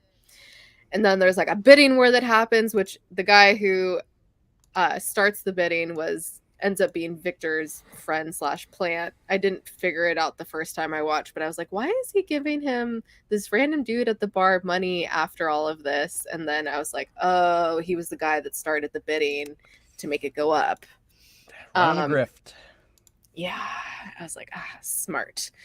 So he ends up selling it for $1,000, which I would love to know the conversion rate, but I'm guessing it's probably like $1 million. Oh, you had like to say it, and I can hear the clicking right Yes. now. John is looking that up. Johnny's just constantly clicking the whole time. If he's not clicking, he's dead. Yeah. Right, Johnny? $34,198.78. Oh, that's an That can't be undercut. right. That's That's such what an it says. undercut. 1893 to 2023. Wow, that's sad. That's not I don't enough for believe that. It stayed Did you miss the relatively zero? flat from 1893 to 1963. So, like, there's a chart here, and by 1963, it was only $3,500. By 1973. So that's, well, let's go. By 1993, it was $16,000. So it's climbed more, or it's climbed almost as much in the last, God, this is depressing. It has climbed almost as much in the last 30 years as it did in the first 100 years. Okay, so just since I've been born, I did it. I had fucked up everything, guys. Well, now we know who to blame. I'm sorry. I'm just gonna go hide now. Thanks to inflation. I'm still shocked. I feel like it should be more than that, but whatever. I feel like they should have offered more. Yeah. Especially at the World's Fair, you'd think. I don't know what just happened. I just heard a noise. Everything seems okay, but anyways. Something dropped, or? No. That's the weird thing. It sounded like it did. Anyways, Okay. And then Loki runs into this huge dude and just like poofs him into magic. And the movie's just like Loki, the magician. Yeah. The amazing Loki. The amazing Loki. Just great. Between that and Victor's invention and the fucking giant Miss Minutes, like I'm like, this isn't really believable. But you know, this is a TV show. So yeah, they meet with Ren's, Moby, and Loki. Meet with Timely outside, and they kind of like fight over him. And then while this is happening, a councilman confronts Timely, and he's like, "My trousers don't work. I'm supposed to be taller," which made me think of Wallace and Gromit and the trousers, which dang it, I put over there on my shelf. I just got little Wallace and Gromit figures. And I was a big fan of those movies as a kid. And so yeah, quickly we figure out that all of these inventions that he's doing aren't exactly real. And Loki kind of calls him out for it. And Victor's like, I'm a luminary. Like, you know, these things will eventually exist. And I'm like, okay, con man. Whatever Loki, you need to tell yourself. Loki calls him a confidence trickster. Mm-hmm. Okay, conman. Loki would know. Yeah, he would. Takes one to know. He actually seems kind of impressed. Like he does. That was another thing I wrote down. I was like, he's kind of impressed by him. So yeah, and then we have this great scene on the Ferris wheel of Loki, Timely, and then Sylvie comes back. And then it's Sylvie versus Loki in the Ferris wheel with Victor. And poor Victor is just kind of there. Like, once again, hopefully will be in the memes later. But Victor's always the third wheel to them every time. It was like a second chance for redemption for Sylvie. And she got it. Yeah. She does. By the end of the episode, she does indeed. And let's see. Oh, yeah, like Loki pleads with Sylvie, says and then she says it's all familiar, isn't it? Because, you know, it's just throwback to the finale of last season. And then Loki blows everything up with magic. And that's when we get the giant ghost Miss Minutes that Renslayer pulls out to distract everyone. And that's when I put in my note. Yeah, so is this what she's been doing to get herself out of things? Like, is this just her trick she literally pulls out of her hat or her purse? And then I love this moment when Moby brings the tandem bike for them to ride, and Loki's like, no, and he's like, Absolutely not. please, Yeah. and he's like, fine. And we only get a really quick shot of them from far away on it, and I was like, damn it, I wanted more of that. And then Sure, there's we B-roll have, somewhere. yeah, I'm sure, or like behind the scenes fun stuff. Then we have Ren, Victor, and Miss Minutes are at his place, and there's this like awkward kind of flirting between Renslayer and He Who Remains, Victor, whatever, in the refrigerator chair, which very interesting invention. And this is when you start to see like, oh, Miss Minutes is like into him, because she starts to get jealous, and she's like, but like, what about me? Like, I was a great distraction, wasn't I? She's so jealous. So jealous. And I love the little face expressions that they make her have. It's great. It's great. And occasionally you'll hear her go like just huffing. Yeah. That must have been a fun recording session. Yeah. Just little noises. She probably did that for like 5 minutes straight. Oh, I'm sure. Let's see. Oh, Renslayer tells Victor that she'll need her so he doesn't get murdered again. And also that they're going to need him to fix the loom, which he's like, wait, that's what the wizard was telling me. Like, why aren't you on the same side? And they're like, well, he actually kind of helped murder you, so he seems we're to on switch different sides. Yeah, he does. Character flaw. Yeah, they said something. It's like an established character trait. Like, yes, yeah. Yes. Yeah. Yeah. Yeah, I love that they can great. take themselves with a grain of salt. Yeah. So they end up taking. Oh, Victor says they have to go across the lake to Wisconsin to where his lab is, lower taxes, which I thought was funny. And that's when Moby and Loki show up on their tandem bike. And also the other dudes show up, but they don't matter. So they're the next scene when they're trying to go on the boat, and Victor's like, "Sir, use your legs," to someone who's like not walking fast enough. Yes, that was so funny. So, and then on the boat, they're talking, and Renz is asking Victor about his latest work, and he's like, it's the key to understanding and manipulating time. And she says, that looks impressive, which will be in our That's What They Said at the very end of the season. We're gonna do a massive That's What They Said off. It's gonna be great.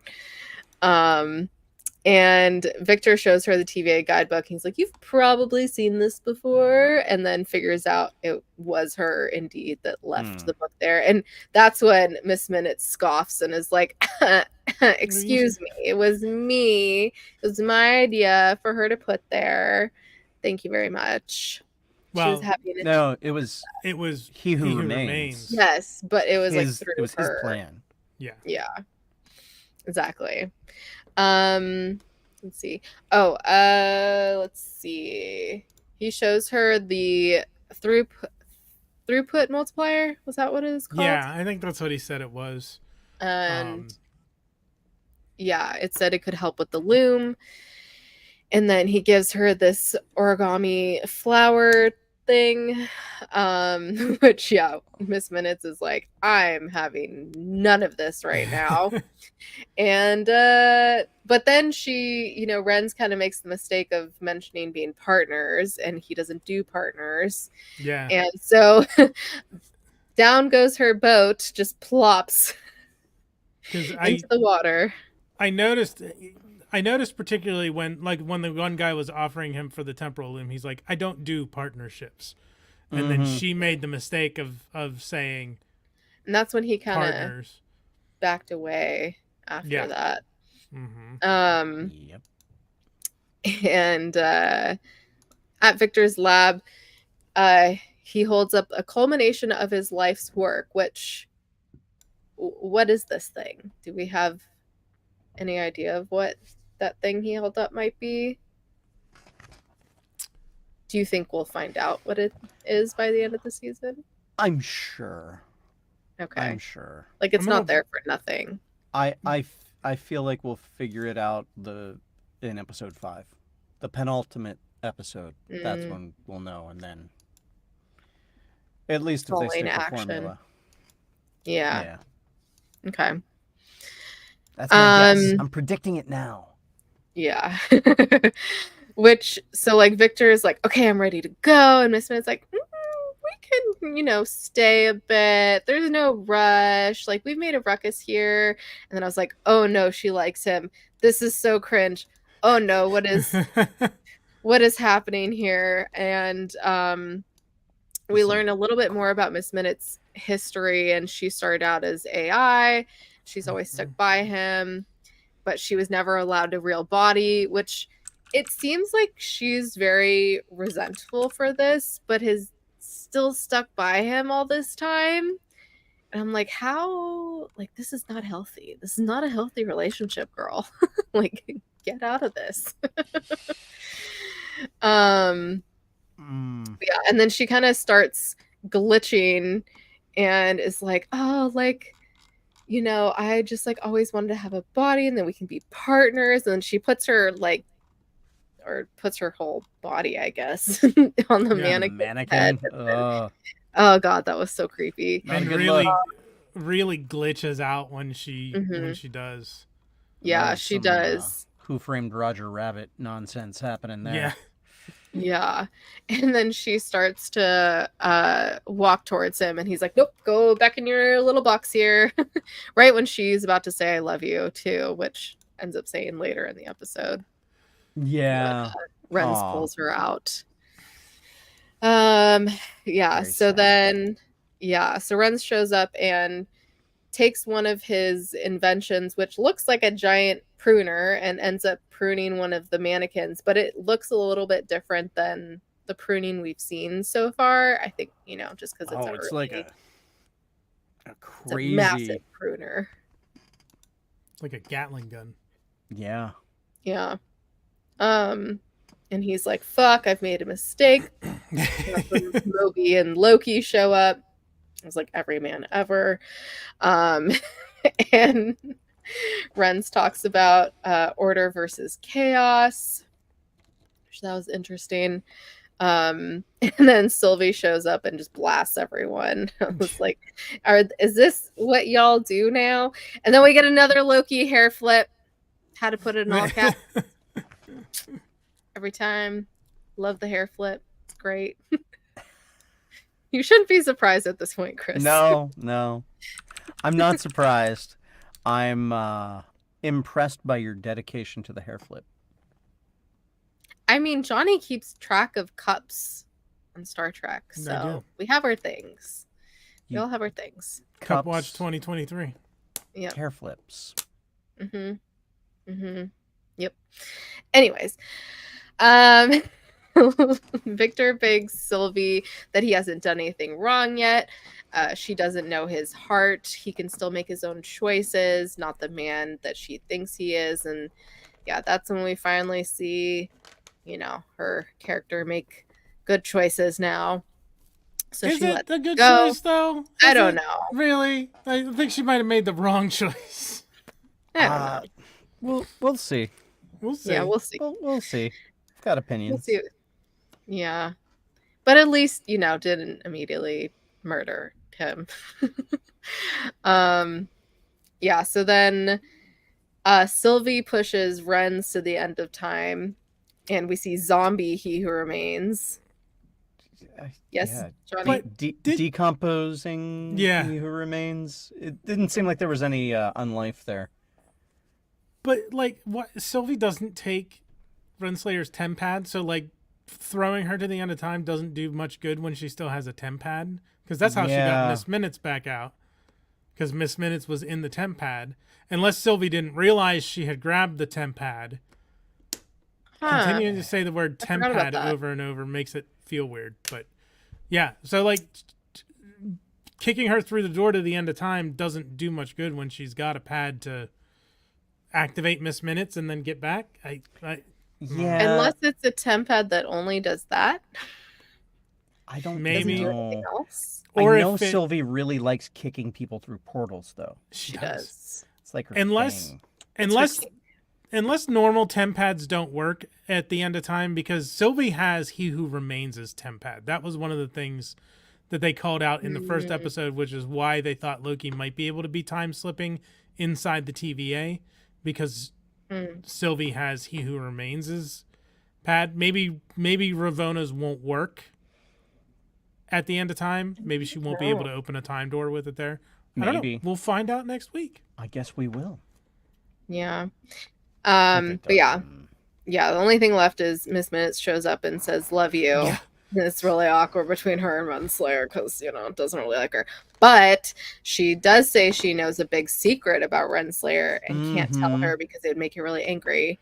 That's which I've seen a true. lot of theories about this, and they think that Really?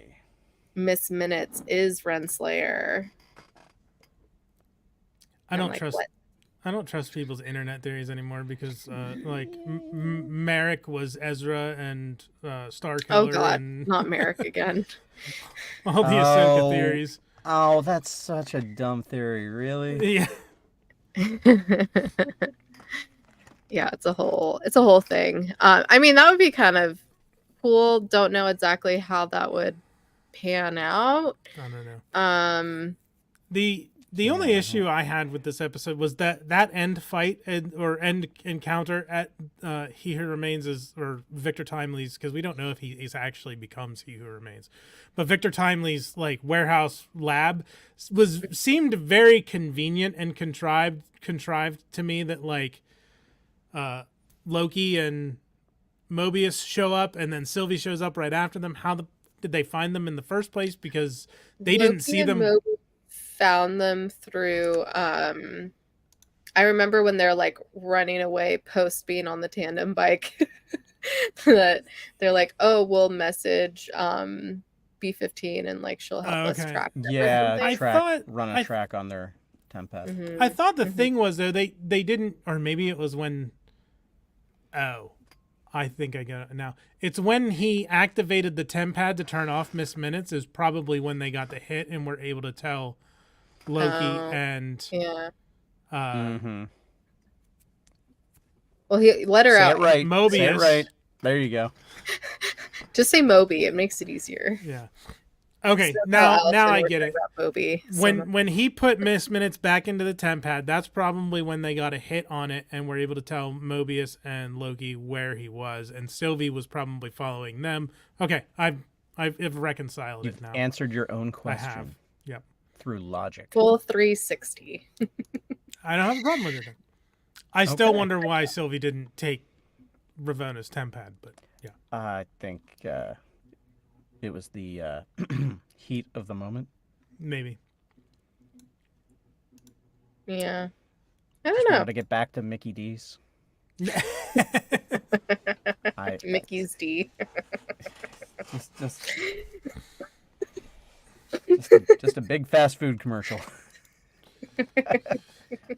just slid it right in there. Yeah. That's what That was for you. That was for you, Kayla. Johnny already said that's what they said. Any other last thoughts about episode 3 before we go into some possible predictions for next episode? Not I. Chris? No. I think we've covered most points that I can think of. I do love that food is a constant through line, though. I love that they keep coming back to that with His the, Mobius Cracker is Jacks. constant. Yeah. If Yeah, you've, I don't know if you've seen Lost, but Yes. Mm. All of. Yeah. Don't worry, I'm making Johnny watch it. We're gonna do a watch rewatch of it. Oh, It's gonna happen. get you a bottle of Macallan and strap in. Not that bottle. Can't afford that bottle. Yeah. Well, it was a made up thing for the show too. So if you get the actual one, it's a lot. Is it Macallan? I thought it was. It was Macallan. It was. Yeah. I didn't think it was slightly different. It was Mick something. Because I drink Macallan, and I was like, oh, I did the Leo thing. Yeah. So we've kind of talked about like not having expectations, but any kind of predictions for next episode or what like specifically might happen besides we have fucking Victor at the TVA now. That's going to be interesting. Yep. So hopefully they'll use him to help the loom, or do we think something's going to happen before he can help fix the loom? I would be interested to see them try to use his temporal aura to fix the loom, and it just doesn't work. Until something turns him into He Who Remains. Yeah. Yeah, I can see that happening.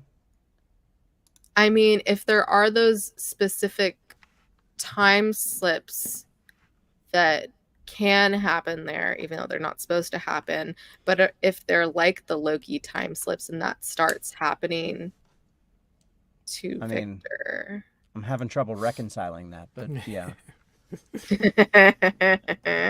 Good one. Also, the flash forward scenes that we have seen of Sylvie in the future with Loki when he gets pruned, I think we will not see that until episode 6. Probably not. I think that's the last. We'll see that towards the end of episode 6. That I'm predicting. Yeah, I agree. But next episode, I don't know.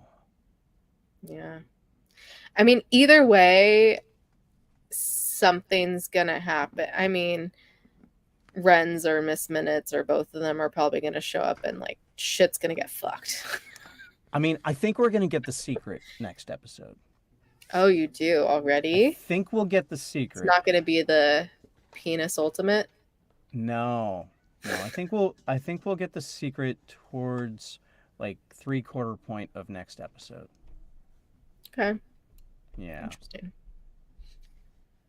Any other thoughts, Johnny?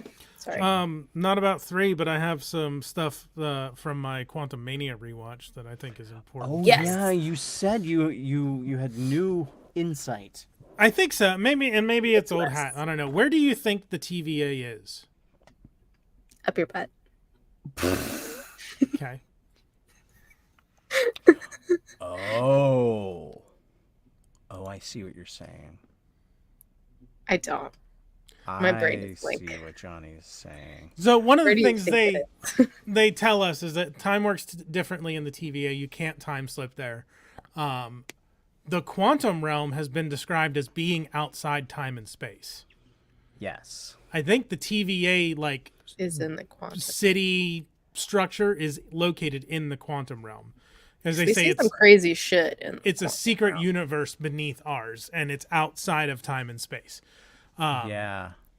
They said I wrote down at some point it says who is Kang, and Kang says who I need to be. And he was exiled outside space and time, the only place that could hold him. He talked about there being endless incursions, and then at the end, the post-credit scene when Kang is hanging dead. Yeah, when he's off the table. They say the exiled one is dead. They're beginning to touch the multiverse, and then this window opens and shows essentially like the sacred timeline from the first season, before all the new fuck ups with the temporal loom and the overload, outside that window. So I think the TVA is located inside the quantum realm, which could, I don't know, potentially be important. I mean, where the fuck else would it be? I mean, it could be another place or time or dimension, another realm that we have not seen yet. I have a prediction for Moon Knight season 2. Oh yeah?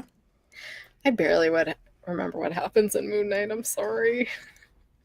I Okay, love so- Oscar Isaac, and I loved the beginning, but like halfway through, nah, I love I Moon Knight. couldn't. Moon Okay, Knight maybe I need is to like, rewatch it. oh, one of my Did you watch it, favorites. Shawnee? I did. I What think did you think of it? I liked it. Before you go further. Okay, go ahead. in season 2, Rama Tut, who is a variant of Kang, is going to be the big bad in season 2 of Moon Knight. He was one of the variants in the post-credit scene in Quantumania. Yes, they showed him, Mm-hmm. and because of the Egypt tie-in, that is my big prediction. It Okay. has to be, because they're not going to Checks bring out. Bushman back for.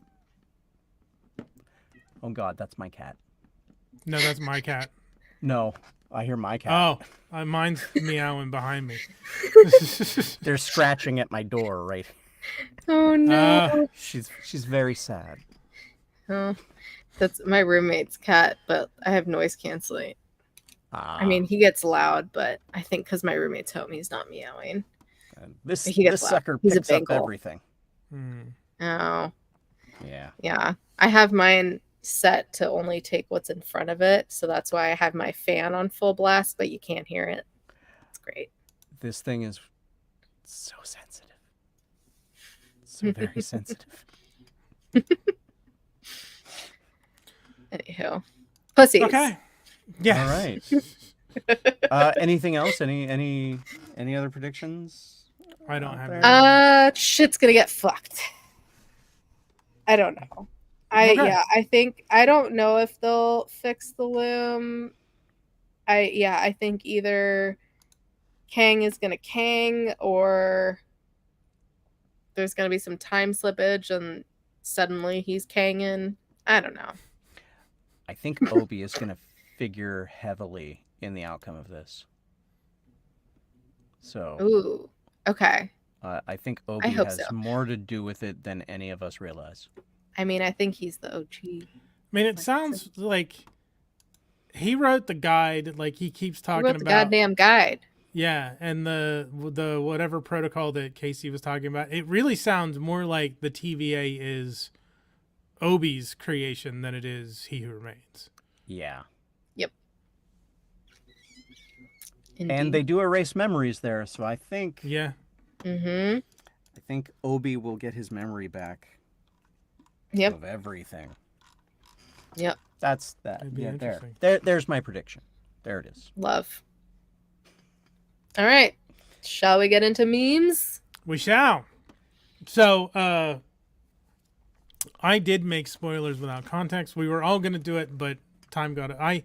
The only reason I ended up doing it is because I had already had my ideas for what I wanted to do written down before. Yeah, I just watched episode 2 yesterday, so that was not going to happen because I had to watch everything several times.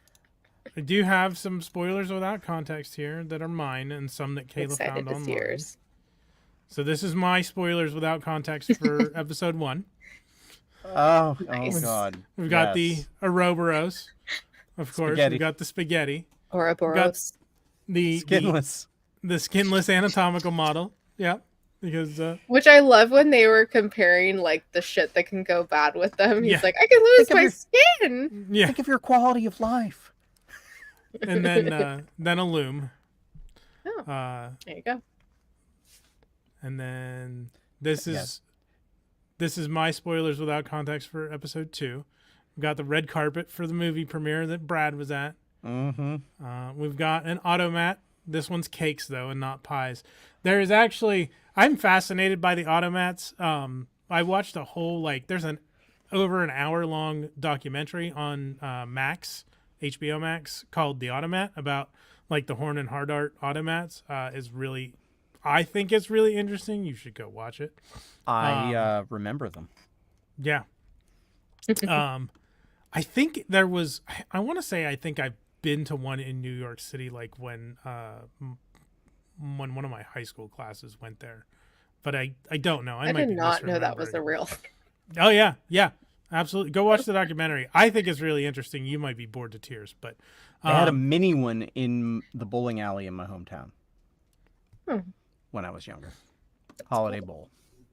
You know it, Johnny. yeah. Holiday. And then key lime pie because come on.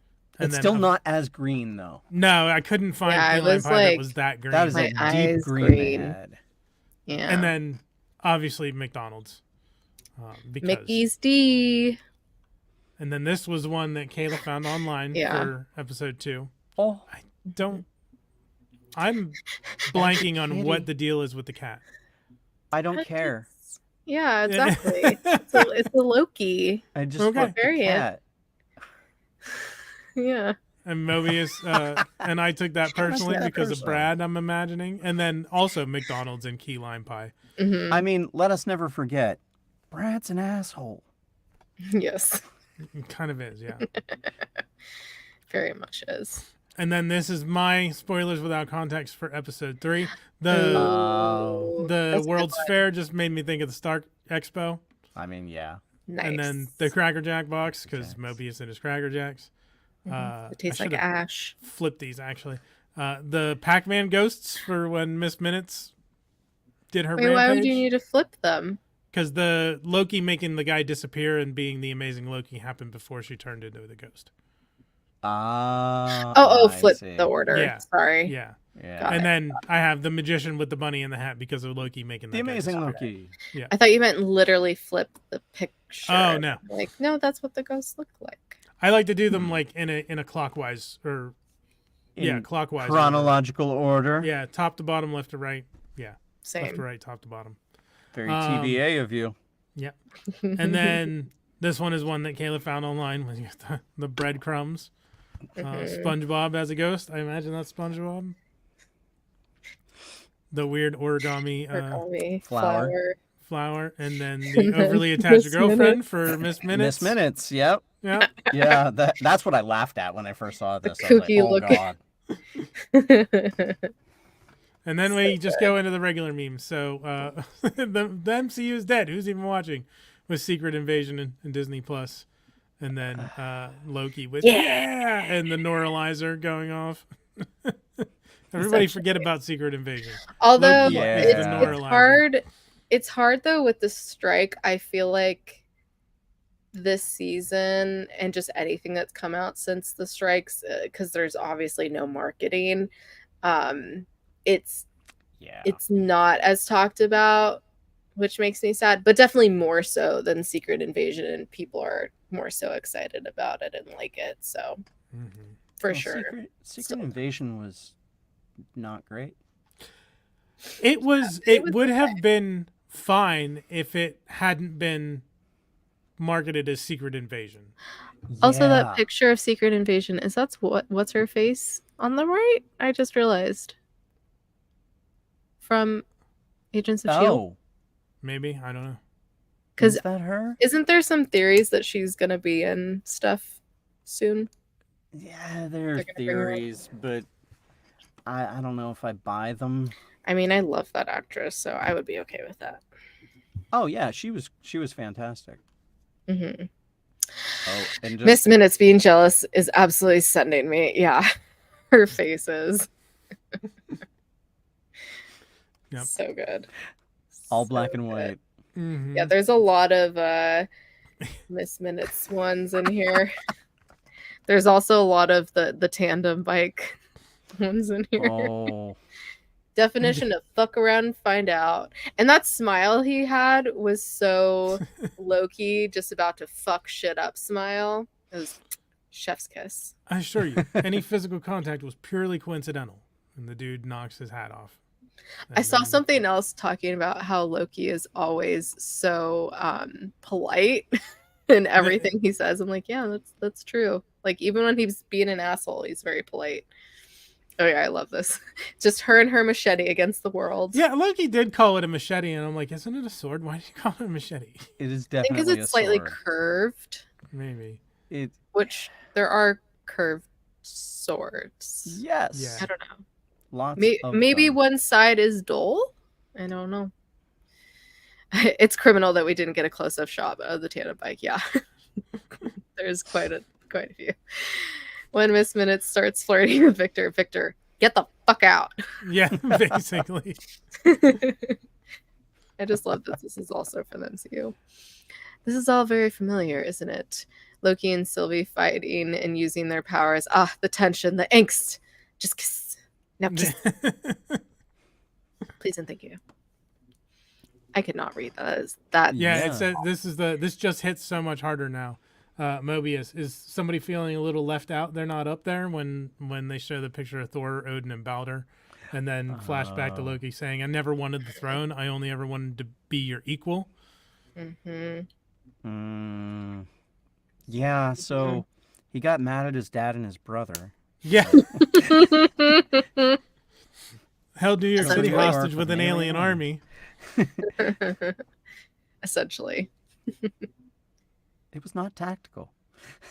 He lost it. The way this Yeah. man is always the third wheel. Yep. Indeed. Indeed.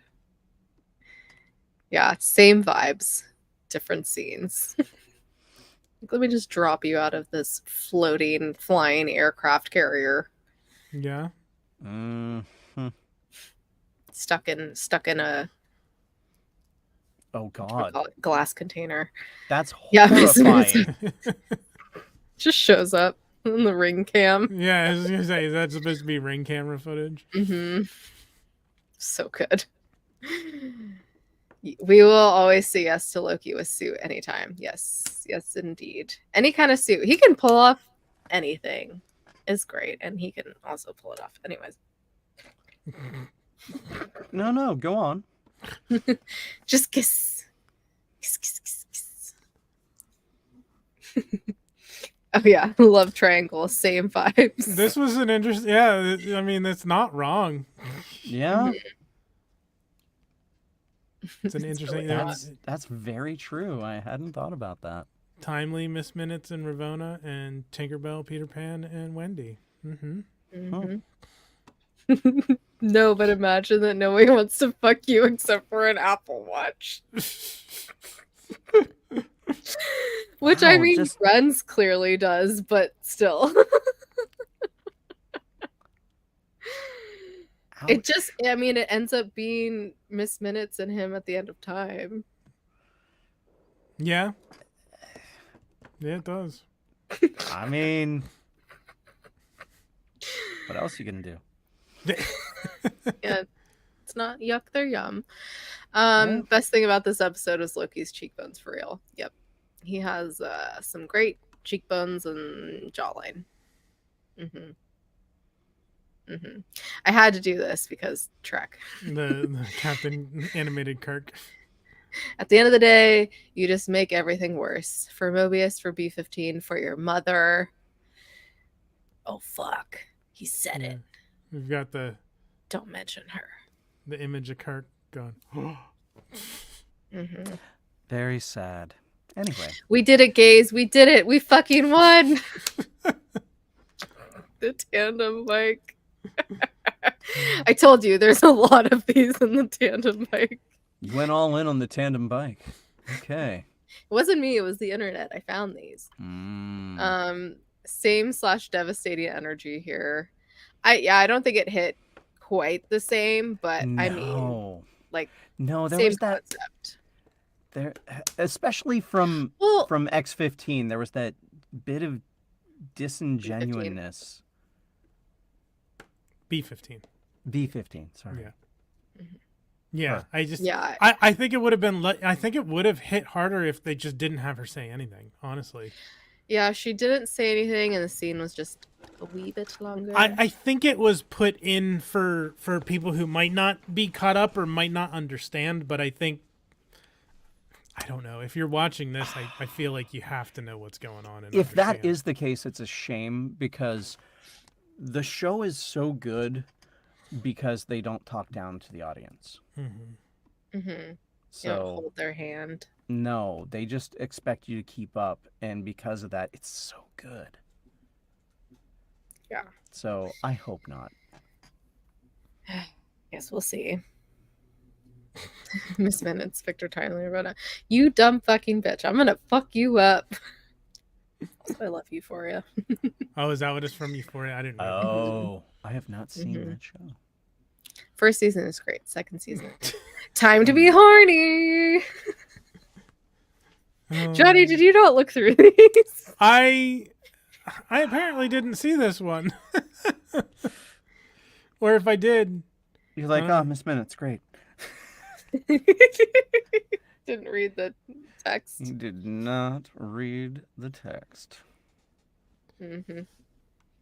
It's fine. It's whatever.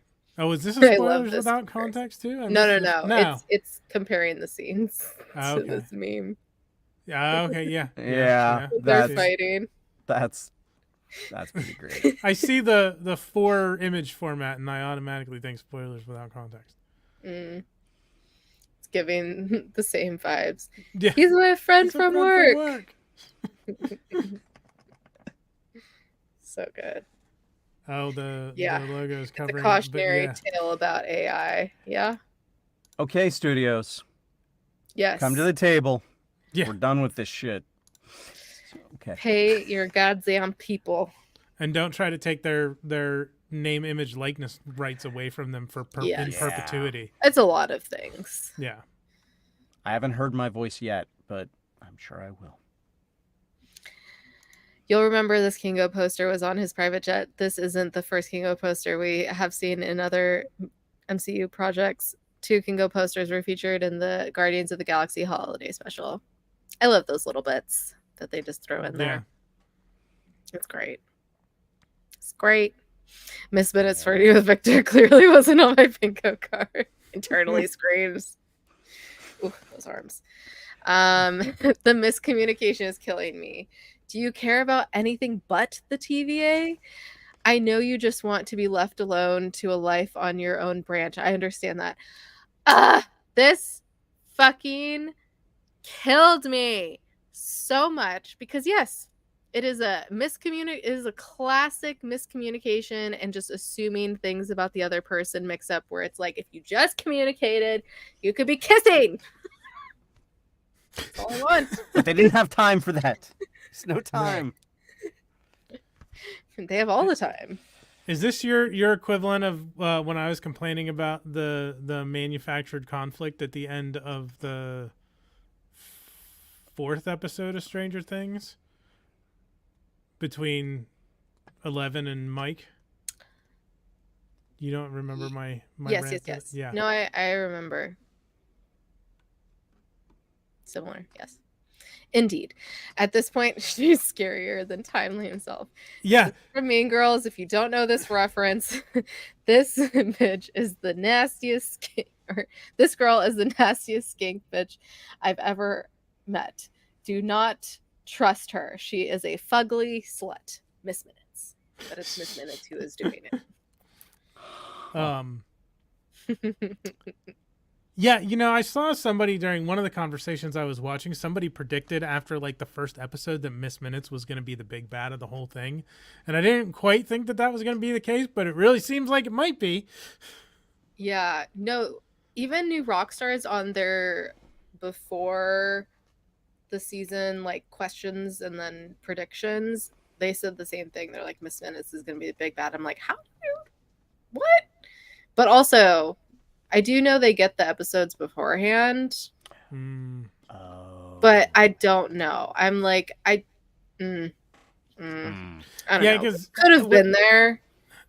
Without having ever seen anything from the second season, like Miss Minutes was just a cute cartoon like mascot stand-in for Siri, Alexa, whatever in the TVA. Like but this season in these first 3 episodes has really fleshed her out as her actual own character and not just like a tool for He Who Remains to use to like communicate with the people in the TVA or another front like the what were the 3 the time It wasn't Time Masters. Masters, I think. Was it Masters? Timekeepers? Timekeepers. Timekeepers. There Yes. you are. You're welcome. Thank you. Whale, come. Thanks. So yeah, this season has really fleshed out Miss Minutes as her own character with her own goals and motivations and things like that. So that's been interesting to me. I mean, they've got the Very right actress for it, so. Yeah, Tara Strong, very prolific voice actress. She's doing great in this role. What else has she done? What hasn't she done would probably be Oh, a okay. quicker question. She was Okay. Harley Quinn famously for a while. Yeah. Look up her IMDb and Okay. put a keep couple scrolling. hours aside. Yeah, recently, let's see, that's Jesus. My Little Pony, Power Birds, Marvel Chase. She was Mary Jane Watson in a couple of Marvel animated things. DuckTales, Adventures of Rocky and Bullwinkle, Ben 10, Justice League, Guardians of the Galaxy.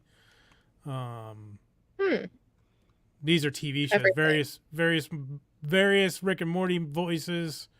Justice League, Gods and Monsters, Futurama, films, Sing 2, Rumble, My Little Pony, Star Wars: Rise of Skywalker, additional voices. Grinch, Teen Titans Go, Hotel Transylvania 3, yeah, Emoji Movie, Despicable Me 3, yeah, lots of stuff. She's in everything. We'll forget about the Emoji Movie, yeah. Yeah, I was gonna Breeze say. past that, but Damn. That's awesome. Tangent time. Loki. Absolutely not. Mobius. Head tilt. Loki gives in. Romance is alive and well. For the tandem bike. Yes. Indeed, indeed. Yes. You've heard of there was only one bed. Now get ready for there was only one bike. Yes, I Tara told you there's a Strong lot. voiced so many characters. yeah.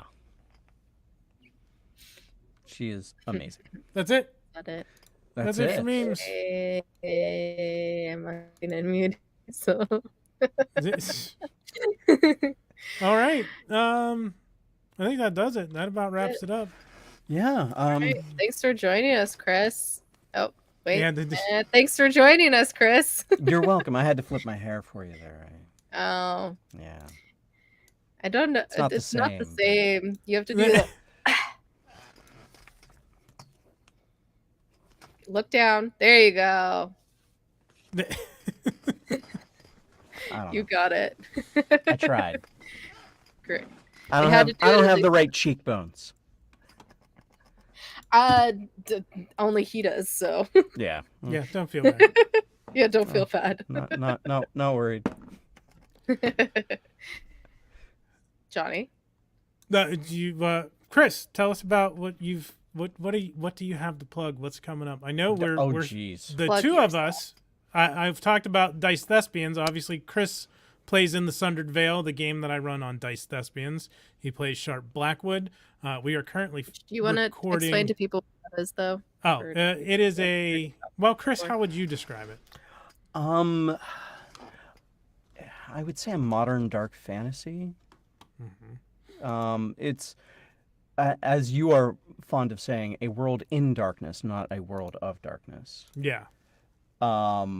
So there are vampires and werewolves and wizards and demons and all kinds of magical creatures and things, and it's just society trying to pick itself up after this crazy event that unleashed all this stuff. And we're I think bunch you of guys voice are forgetting actors. a key element. It's That it Dungeons is a and game? Dragons like game. Yeah. Yeah. It is a It's D20 game. tabletop role playing game. Yes. TTRPG. Yeah, it's on the Dice Thespians Twitch channel, which we also usually have a Tuesday night game, but we've been kind of lagging on that. But season 2 of Sundered Veil probably next month. I'm hoping next month. Maybe late November. Yeah. Yeah. Yeah. Season 1. I'm laughing just because I know some of the behind the scenes. So John and I are both producers on the show, and it's been tough. It's been tough Also, this year. trying to get everyone's schedules, like just being Johnny scheduling things is a lot. Yeah. Couldn't imagine that many people. Yeah, And you you'd record think- for a long time. Yeah. We do. You'd think with the strike we would have more time, but no, not so much. That and I'm also on another show which is going to be coming to Twitch. Right now, it's just a audio podcast, real play podcast. Again, Dungeons and Dragons. It is called Attackers of Opportunity. That will be coming to Twitch, I think, by the end of the month. But you can catch up on all the audio episodes. That's just wherever you get your podcasts. Look up Attackers of Opportunity. And next year, I am joining the cast of another show called Dungeons Divided.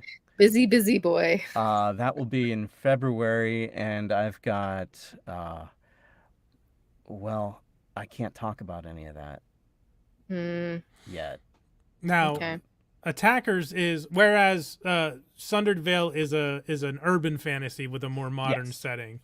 Attackers of Attackers- Opportunity is a more medieval fantasy, traditional It's Dungeons and high Dragons. fantasy. High fantasy. It is definitely high fantasy. So lots of magic, lots of dragons and monsters, and Bears, oh my. there are bears. They are of the owl variety, but they are there. Owl My bears. owlbears Oh. across the room. Famously in the Dungeons and Dragons movie. Yes. That's right. I was like, wait, now this sounds familiar as I'm Yep. thinking about it more. I loved that movie. It was fun. It I want to was- see it again. It was pretty good. And for people who don't know, high fantasy is much closer to if you've watched the Dungeons and Dragons movie or if you're familiar with Lord of the Rings. Lord of the Rings is I was gonna considered say Lord of the high Rings fantasy. above Yeah, me. it's kind of low magic high fantasy. Okay. Lord of the Rings, because there aren't just a bunch of wizards around. Yeah. There's like, I mean, there's not a bunch of wizards around in Lord of the Rings either. That's more Harry Potter. well, that's what I'm talking about. That's what he means. That's what I'm talking about. Lord okay, of the okay. Rings. Got it. But in like D&D, Dungeons and Dragons, there's a lot more magic. It's more Mhm. readily in the world. You can spit and hit a wizard. Yeah. And Yeah, they'll that's cool. fall because they're a wizard. Yeah. They'll fall over. They are Um, squishy.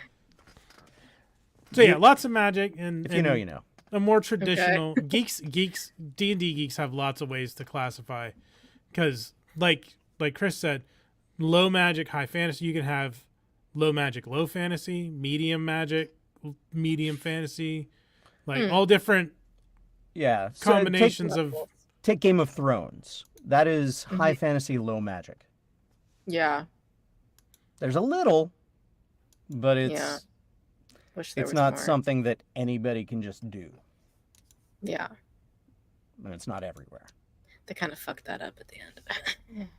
Anyways. That's a Oh, whole we other don't thing. speak of the last season and a half. No.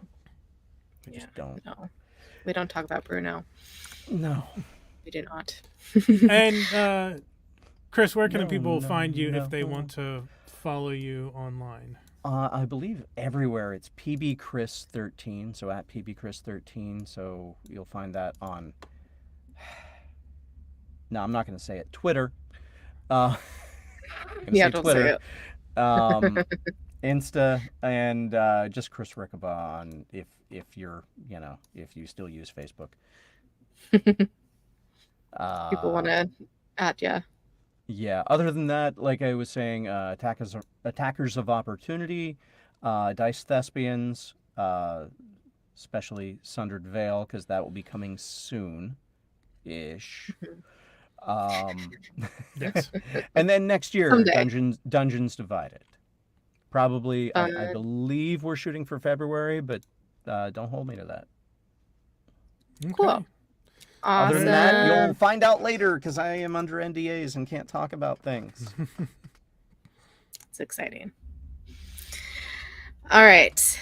Thanks everyone for joining us. If you want to find us, I'm gonna have to talk for a little bit, so don't play the music yet. Okay. We ahead. we await you. If you want to find us, you can follow us at GTFO channel on all the socials. If you want to email us, our email is channelgtfo@gmail.com. It is the reverse of our socials. I need to really stop doing that dance hand motion. I keep doing it every time.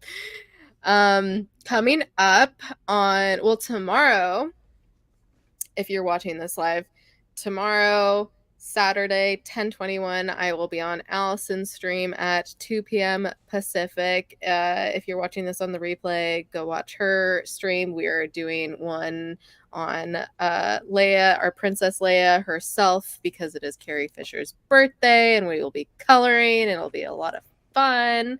I'm very excited to do that. And I just realized I don't know where I put my thing to color. It is around here somewhere. And then Monday we'll be talking about the next 2 episodes of Stranger Things. So tune in for that. Yes, Johnny colored already. I colored as well. Don't know where I put my original coloring. Breaking Bad Spock. Yeah.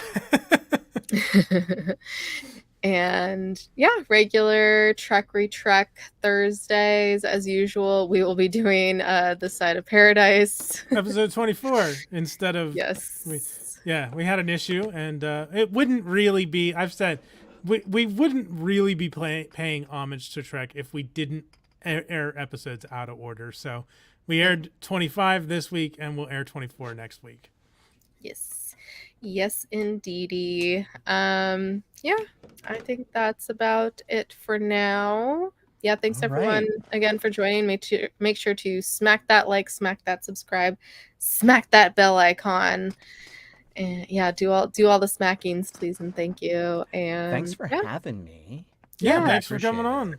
thanks for coming, Johnny. All right. Do you want to All say the right. thing? I'm going to say the thing. Yeah. Thank you, everybody, for watching live on the replay for all time. Always. Always.